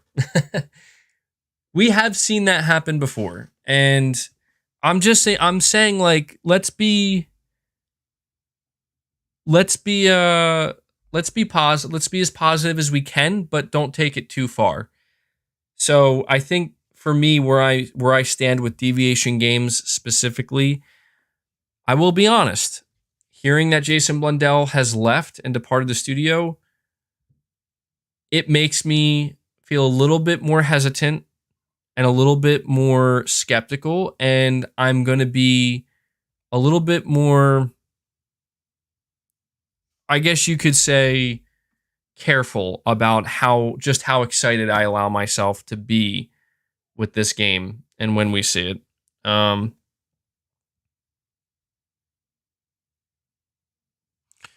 So yeah, I mean that's pretty much that's the scoop with Deviation Games right now. Space D, you're saying FPS devs have tremendous pressure on them from PlayStation right now, probably in an unhealthy way. PlayStation is in panic mode after losing COD. Well, I don't know about that, man. Like, we have to understand that that's not how these things work. I think Sony's smarter than that. Sony's been involved in game development long enough to know that you don't get something great out of panic. You don't get something great by forcing it. You get something great by reading the room, understanding what is missing or what needs to be done, and getting to work and working smart, making strategic decisions and strategic moves. And Sony's also well aware that not all of these moves are going to work out. You know, these games that Sony is signing with, they might just be, you know, they might be really like, we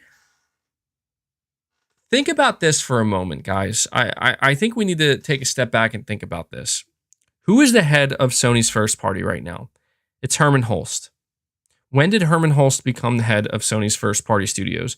Hermen Hulst became the head of Sony's first party studios, I believe, towards the end of 2019. So we are approaching the 2-year mark. How long do games take to develop?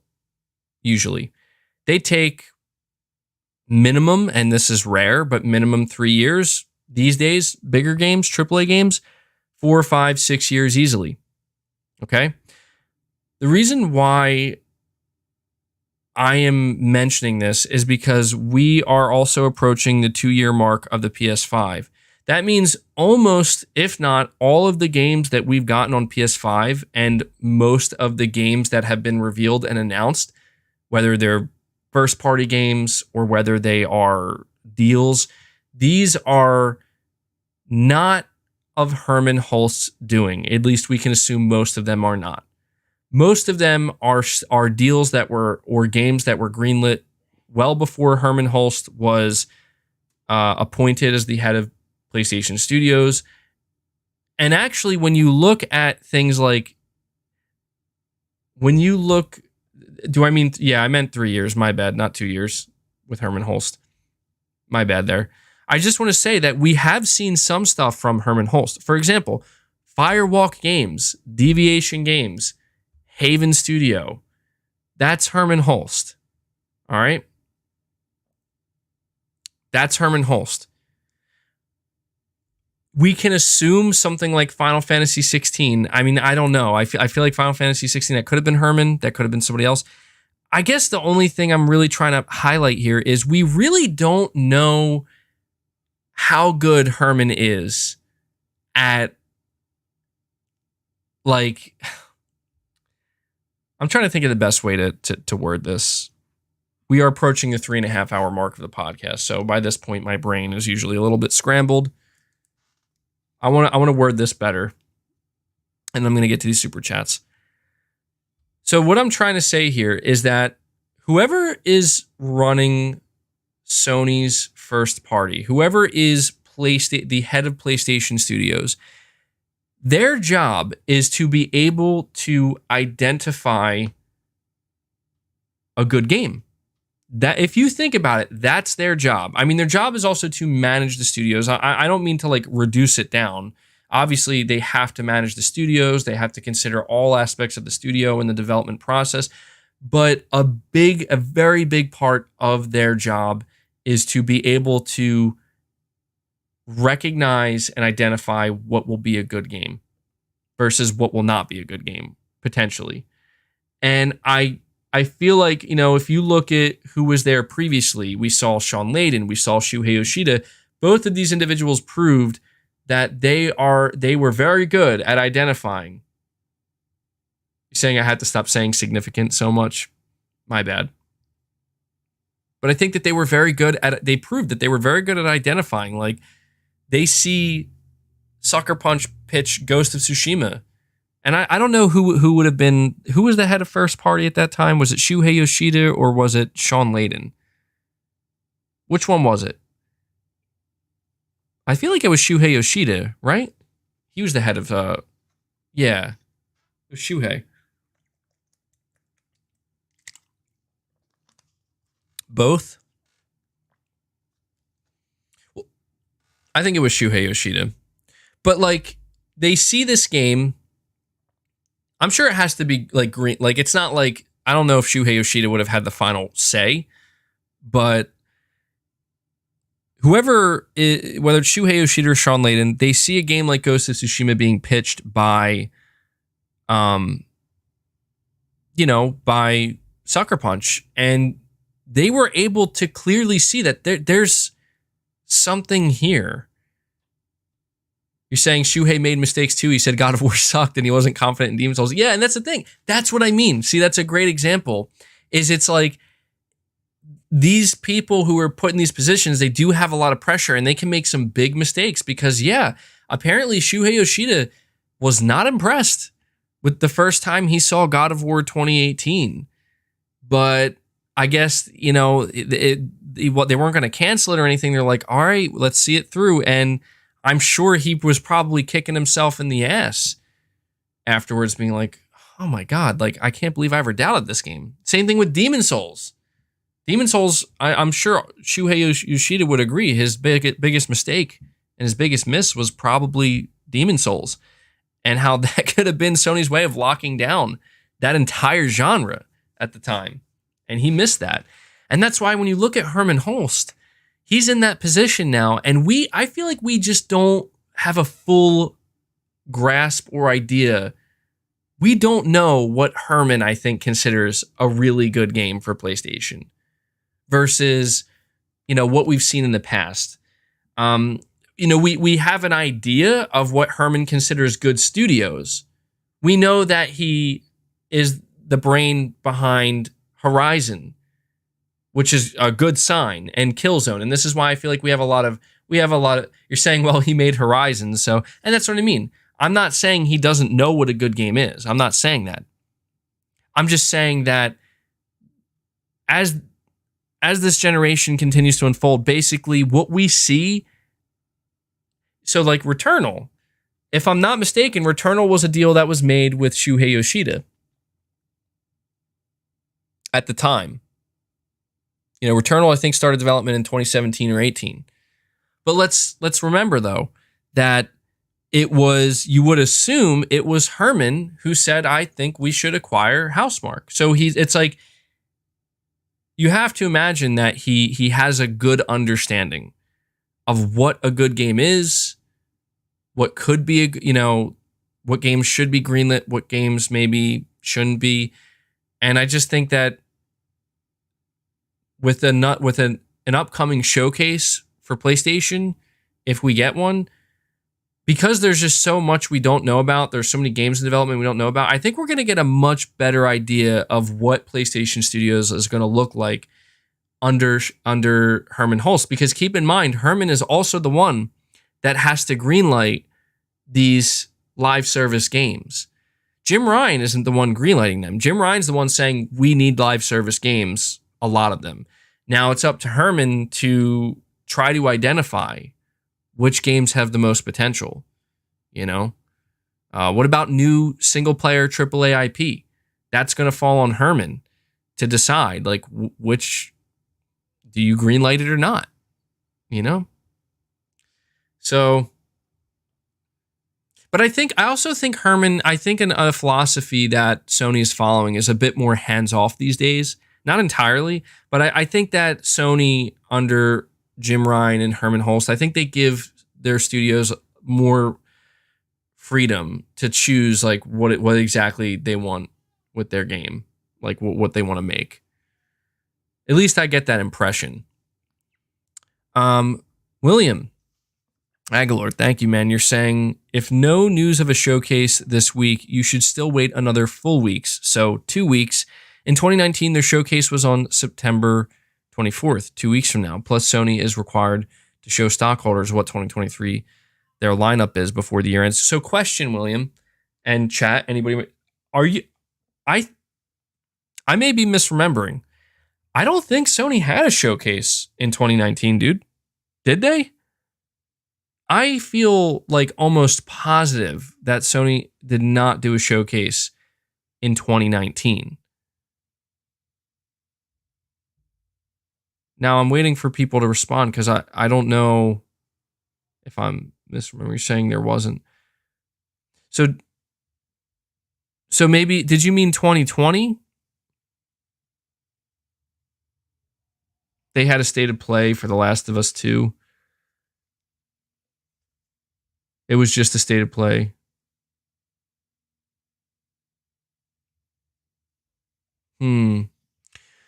Well, in general, William, I actually do agree with you though. And that's why I'm saying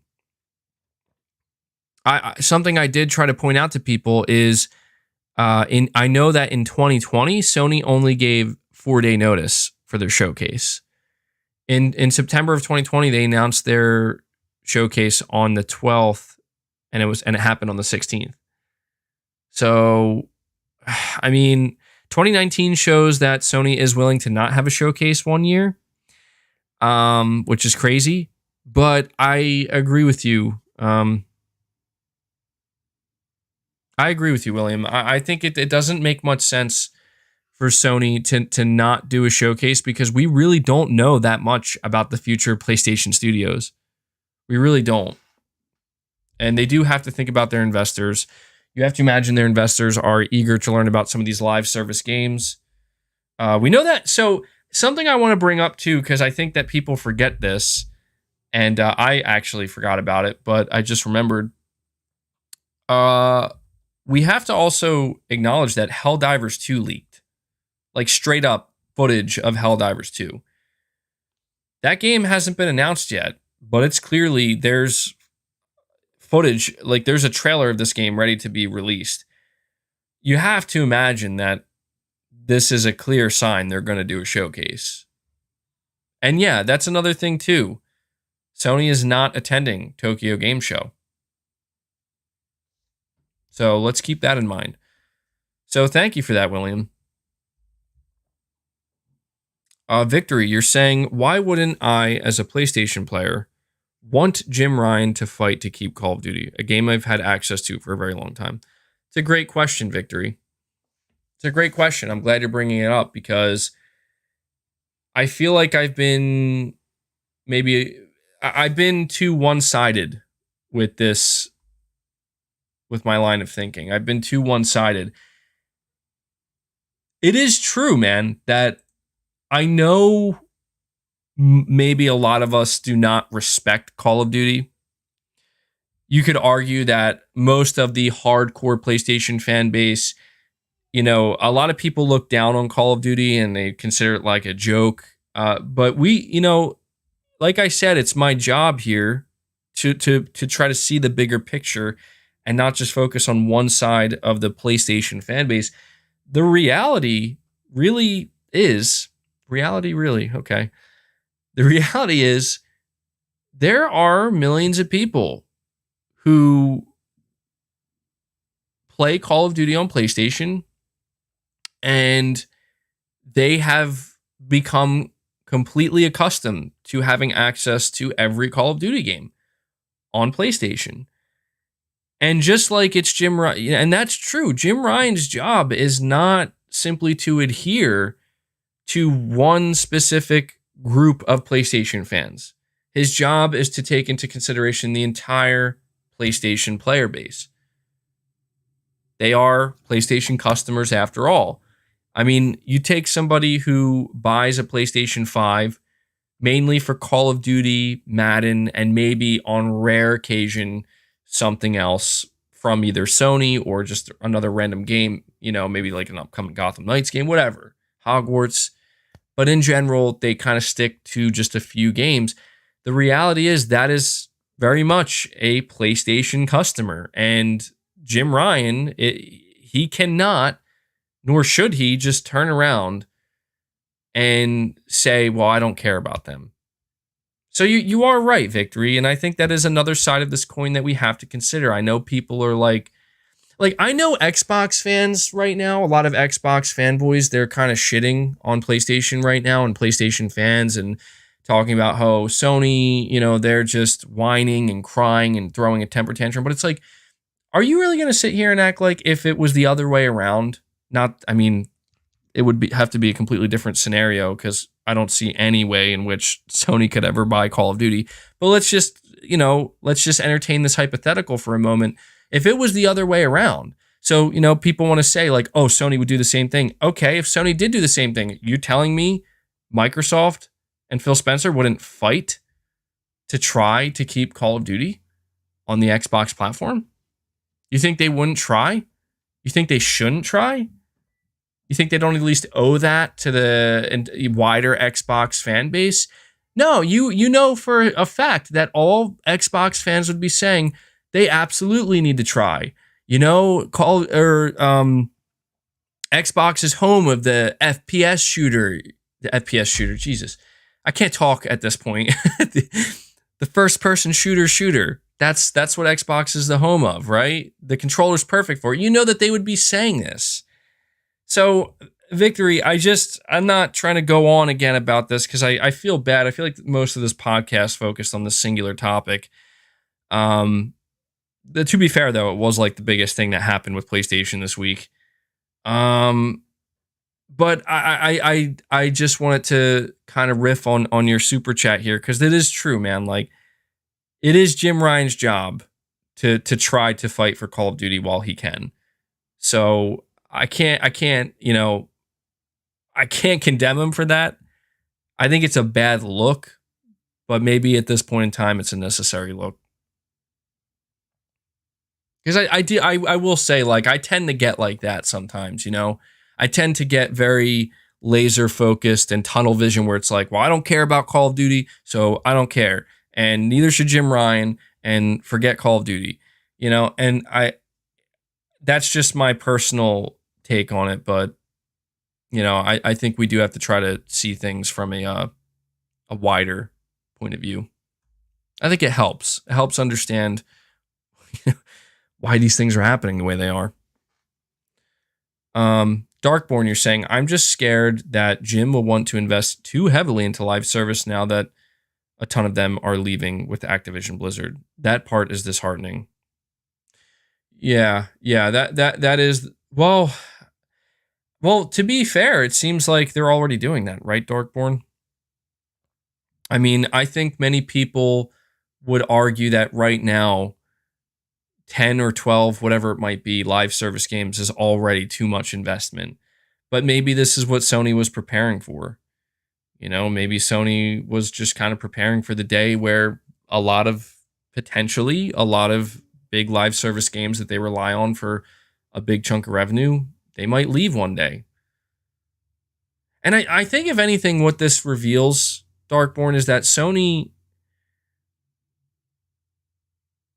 maybe this is where it reveals the lens that I'm viewing PlayStation through is too small, and I'm not seeing the bigger picture as much as I want to think I am. I say this because, I talk about, man, it gets, I don't want to see Sony investing in live service too heavily like you. I don't want to see them investing in mobile and doing this and doing that and all these different things. But maybe this is it. Because what I was about to say is, if anything, with this whole Call of Duty nonsense and the Activision Blizzard stuff, maybe what it reveals is that Sony has to start doing a lot more stuff on their own and stop being so reliant on third parties and these games. But then I just realized, well, in order for Sony to do that, it requires money, it requires investment, and it requires resources. And when you consider that Sony's resources are limited, they are not infinite, then this would explain it, right? Like, they have to find a way to make more money, a lot more money, so that they can continue to reinvest that money into bigger and better things and to potentially secure themselves in the long run. Because let's face it, in the past couple years, Well, assuming that only a few of Activision's and Blizzard games go exclusive, if any at all, Sony lost a lot of games in in a very short period of time. This is thing he's still going on about COD. MBG is broken. No, I'm not broken, man. Look, man, I've talked about, you're making it sound like that's the only thing I've talked about. I talked about the showcase. We talked about God of War. Talked about the aviation games. Give me some credit here. There's no doubt, though, that when you look at the headlines this week, this was the thing that made the biggest splash. The COD podcast. Yeah. Well, I have a lot to say about it.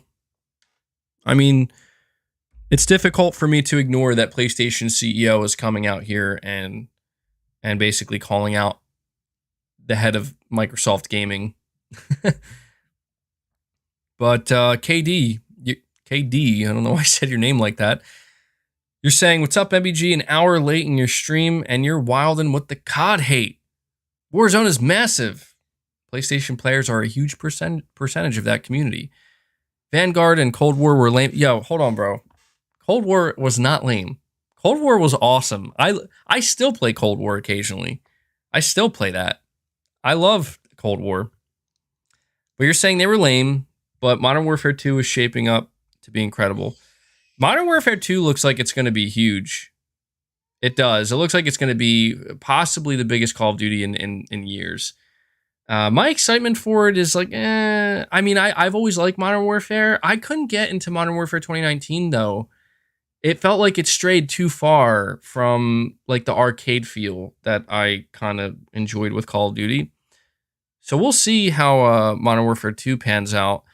But Treyarch, I think, has been my favorite Call of Duty developer for a long time. And I've always appreciated that Treyarch has kind of always leaned into the arcade style.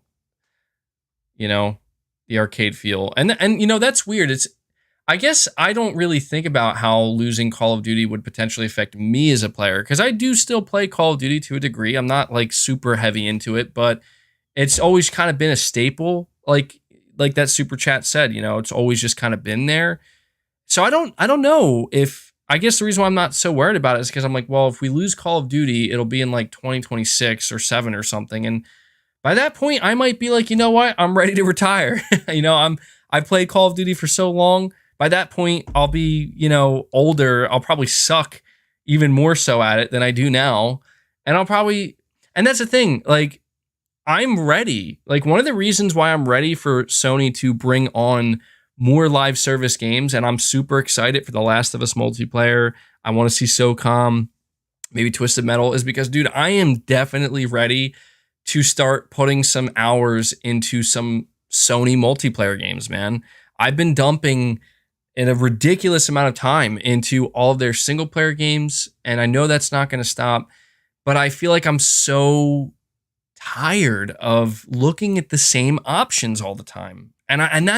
That's why I do have more of a positive, optimistic outlook for Sony's live service approach, because I do kind of wonder, like, what if Sony does breathe new life into this genre of game that feels to me like it's kind of grown a bit stagnant a little bit, which is ironic because that's the opposite of what a live service is supposed to be. But like, I see games like Rainbow Six Siege, Fortnite, GTA Online, Call of Duty, like Warzone. And it's not that I think these are bad games. There's a reason why people play them, but I've had my fill of these games, and I'm just like really kind of hoping, all right, Sony, like, please bring something fresh to the table.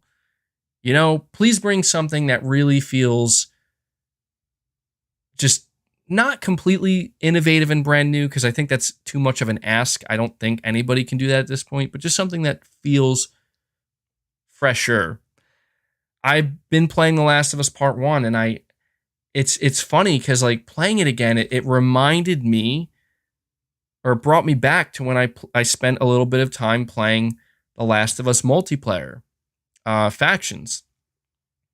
And I really was like, man, The Last of Us gameplay just holds up so well. There is no game like The Last of Us, as far as I'm aware, there's no game like The Last of Us that is out there right now as a live service. There's nothing like it. And this is why I'm like, dude, this is a golden opportunity for the Last of Us franchise.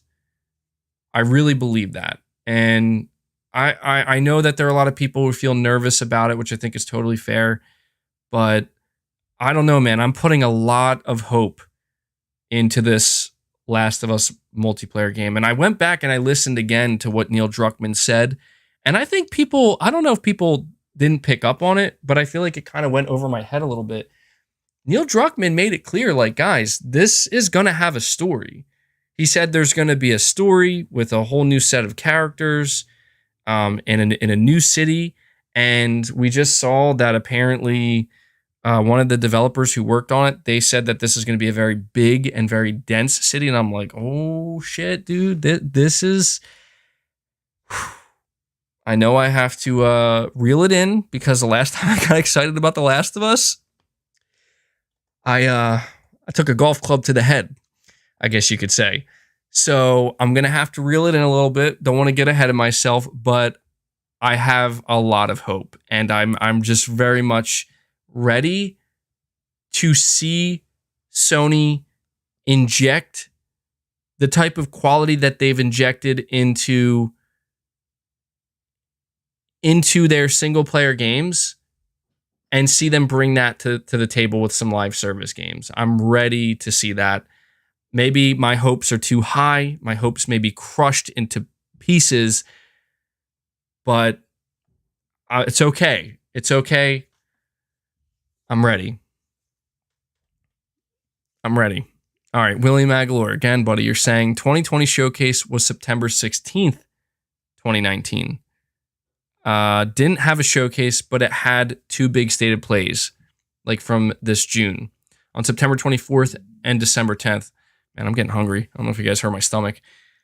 They have to tell 2023 plan to shareholders before the year ends. Yeah, and that's what I mean. I think it's actually, you know, something that's worth noting, dude, is even in 2019, they didn't do a showcase. They did big stated plays. But now they have an entire set of hardware through PSVR 2. And they did reveal Firewall Ultra, which I'm excited about. Like, I feel like there's not a lot of hype for that game, but I'm very interested for Firewall Ultra. Like, I heard really good things about the first game, and you know, knowing that they're basically taking a next gen leap here, all right, so this leads me into my final topic of the podcast, and you guys know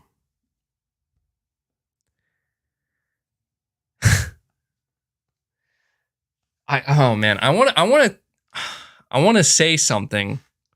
I'm not going to. This is nothing to do with like, oh, I have insider or I know something. No. I want to say something so bad, but I have to just take a deep breath, exhale, and be patient. I must be patient because the time will come. And I want to tell you guys so bad because I just think it's funny. It's nothing serious. I just think it's really funny. And you guys will find out. Anyway, we're going to end the podcast. I feel like it's going to become a tradition at this point. You already see JDTB immediately. Kojima? Clown costume? What's going on, MBG? Clown wig? Is that happening?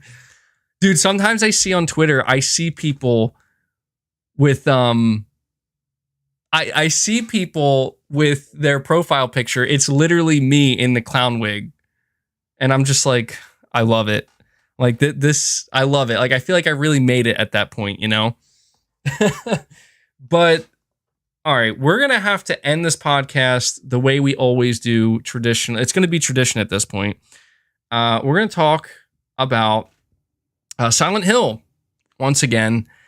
And today I'm going to refer back to a I'm going to refer back to an older video I made. It's actually not that old. It was made shortly after the Game Awards 2021.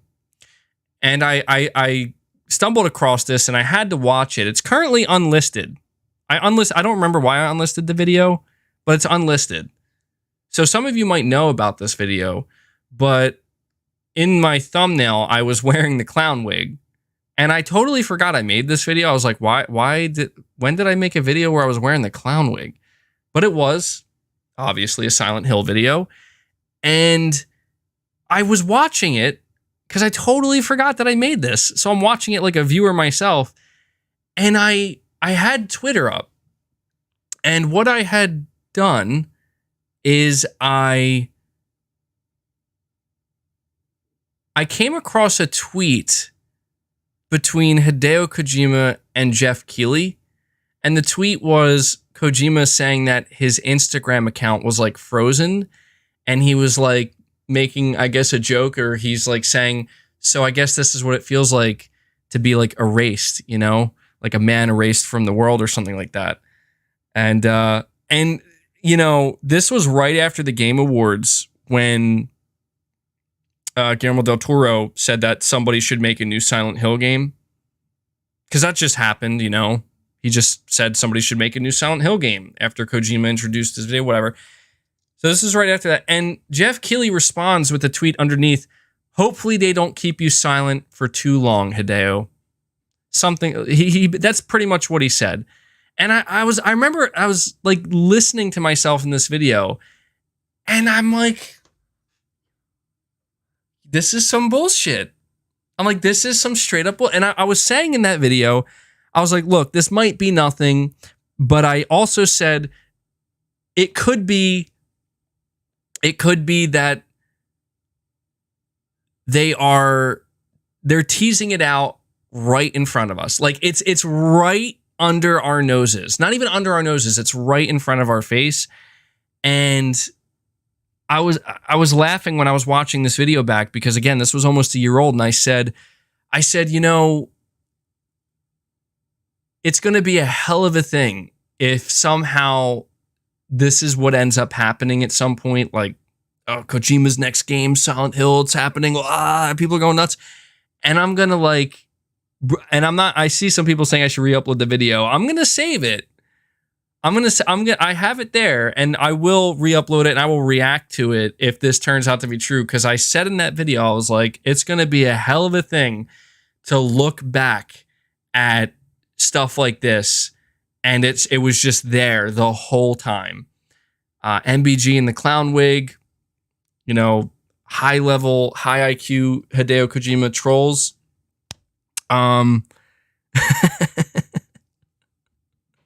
Dude, this is my favorite thing though. Hanzo says Hassan is AR. Hassan is augmented reality. I just love the notion that this is still a thing that people like it. People think that, yeah, dude, this guy ain't even real. He's not even a real person. He's an AR projection. Oh, dude, I don't mean to go down. I'm not going down like the rabbit hole necessarily today. There's not much to go on, but we'll see, man. You know, I went to a restaurant recently with some friends and I drove by.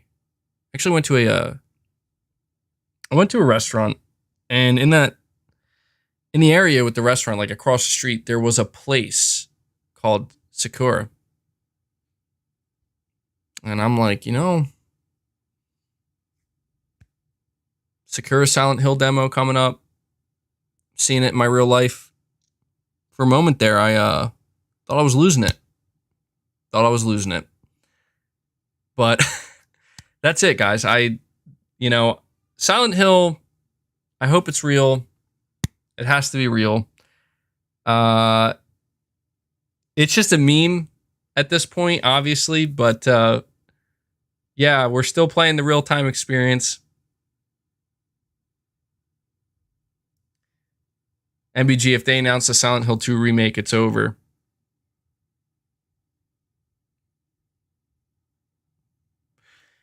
So yeah, that's the thing. Before I head out here, guys, you need to see a psychiatrist. Yeah, dude. Imagine me walking in and be like, I have to talk to you about Silent Hill. You know, I feel like some damage has been done to me. It all started with the abandoned real time experience. It's like the psychiatrist turns around in their chair. It's Hassan. Oh man, this could just be a whole skit. It could be a whole skit. But what I was gonna say is, you know, if Sony is doing a showcase, you really gotta wonder with these leaks, with like the Silent Hill 2 remake leak, the Sakura. How do you say it? Is it Sakura? I can't get it right. But with that demo coming up and Konami getting ready to announce some stuff, you really got to wonder, you know, if Sony does do something. I mean, God, man, the layers of hope here, man. First, it starts with it's Sakura. Okay. Sakura. The layers of hope here, man. It has to be real. MBG 2022. This is Sakura. Yeah, Sakura sounds right to me. Yeah, Hopium Overload for real, man. We're sitting here hoping for a PlayStation showcase, and then beyond that, I'm hoping for Silent Hill. I'm hoping for Kojima. And we'll see, man. We'll see. I'm like, these days I'm trying real hard not to get ahead of myself. You know, I have a little bit of fun here at the end of the podcast, you know, kind of entertaining it. But the reality is I'm not trying to go too far and expect too much, because that's what's been tough, man. You know, I mean, for as much as we talk about, you know, the abandoned real-time experience and that whole situation, I mean, truly though, when you look back, man, it was like each week we were told like something was coming, and the reveals kind of kept getting pushed back and back and back, and nothing happened. We did get the PlayStation showcase, thank God, to help get us out of that hole. But yeah, I just feel like the time is now for Sony to really make some waves. You know, for Sony to make some waves, to try to just do something to get people excited again. You know, whether that's a showcase, whether that's starting to talk more about God of War, whether it's something totally surprising. And I will say this, and I promise this is the final thing. Something that I would really love to see from Sony this month or sometime soon. I'm going to say this month. Doesn't have to be this month, but something I would really love to see from them. And I think almost everybody would agree with me on this. I don't think that there's anybody who would say that they wouldn't want this or wouldn't be happy to see this. I want to see Sony just bring out a surprise. Just something that no one saw coming, something that is just like a holy shit moment, you know? And I just feel like we are at that point where I would love to see that happen. You know, no specifics, doesn't have to be a specific thing, but I just feel like it's been quite a while since we've gotten that. I see somebody saying Knack 3. Yeah, that would be it, man. That would be it. It'd be nice to get a surprise, a good surprise from Sony. So we'll see. We'll see. You guys know. I'll be here on the channel to keep you guys updated. Yeah, just like Wolverine. MBG, you need a portrait of Kojima on that wall next to Old Snake. Yeah, I do. Maybe I'll have to add a Kojima portrait right here. Right here. But yeah, I guess it would make sense to have it next to the Old Snake portrait. But all right, guys, that will you cry, MBG? I'm not gonna cry. I mean, that would be kind of weird, wouldn't it? They announced Silent Hill, I cry. I don't I'm not saying it would be weird. I mean, I'm sure there's some people that would cry, but I don't know. I'm not really much of a crier at all. You know, I will tell you though, I'll probably cry if I probably will cry if Silent Hill doesn't show up though. Then you'll probably start to see the tears flow. All right, guys, that does it. That's Press X Podcast, episode 125 in the books. Before I head out, I have a couple things to let you know. First of all, thank you. I say it every week. I will continue to say it. Couldn't do what I do here without you guys. I want to extend a massive thank you to everybody who donated a super chat, to all my members. Really appreciate you guys supporting me directly. I want to give a shout out to Devil Shooter for doing the timestamps on a weekly basis for the community. Those timestamps usually go up within 24 hours of the podcast being wrapped up.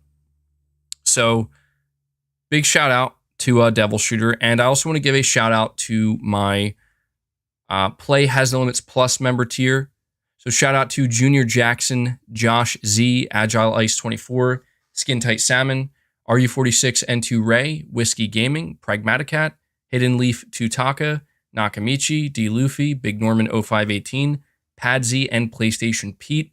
Really appreciate your continued support. And then we have the Play Has No Limits tier. Shout out to DG Ad, Rune Gasoden, Space Gambler Jr., Lady K, Black Waifus, Kevin Kahan, John Renzi, Zanarkand Blitzer, JD TV, Josh McGill, Sir Speaks a Lot, A Shorty Faye, Shaky Shako, Tyson Webb 509, Black Manta 1989, and Brandon Chad Brez. So thank you guys for your continued support. And that's it. I will continue to keep you guys updated with content and videos throughout the week. News, rumors, leaks, everything in between. And we will be back here, same time, same place, next Sunday, and we'll discuss what goes down. So hit that like button on your way out, guys. But that does it. Until next time, everyone, take care.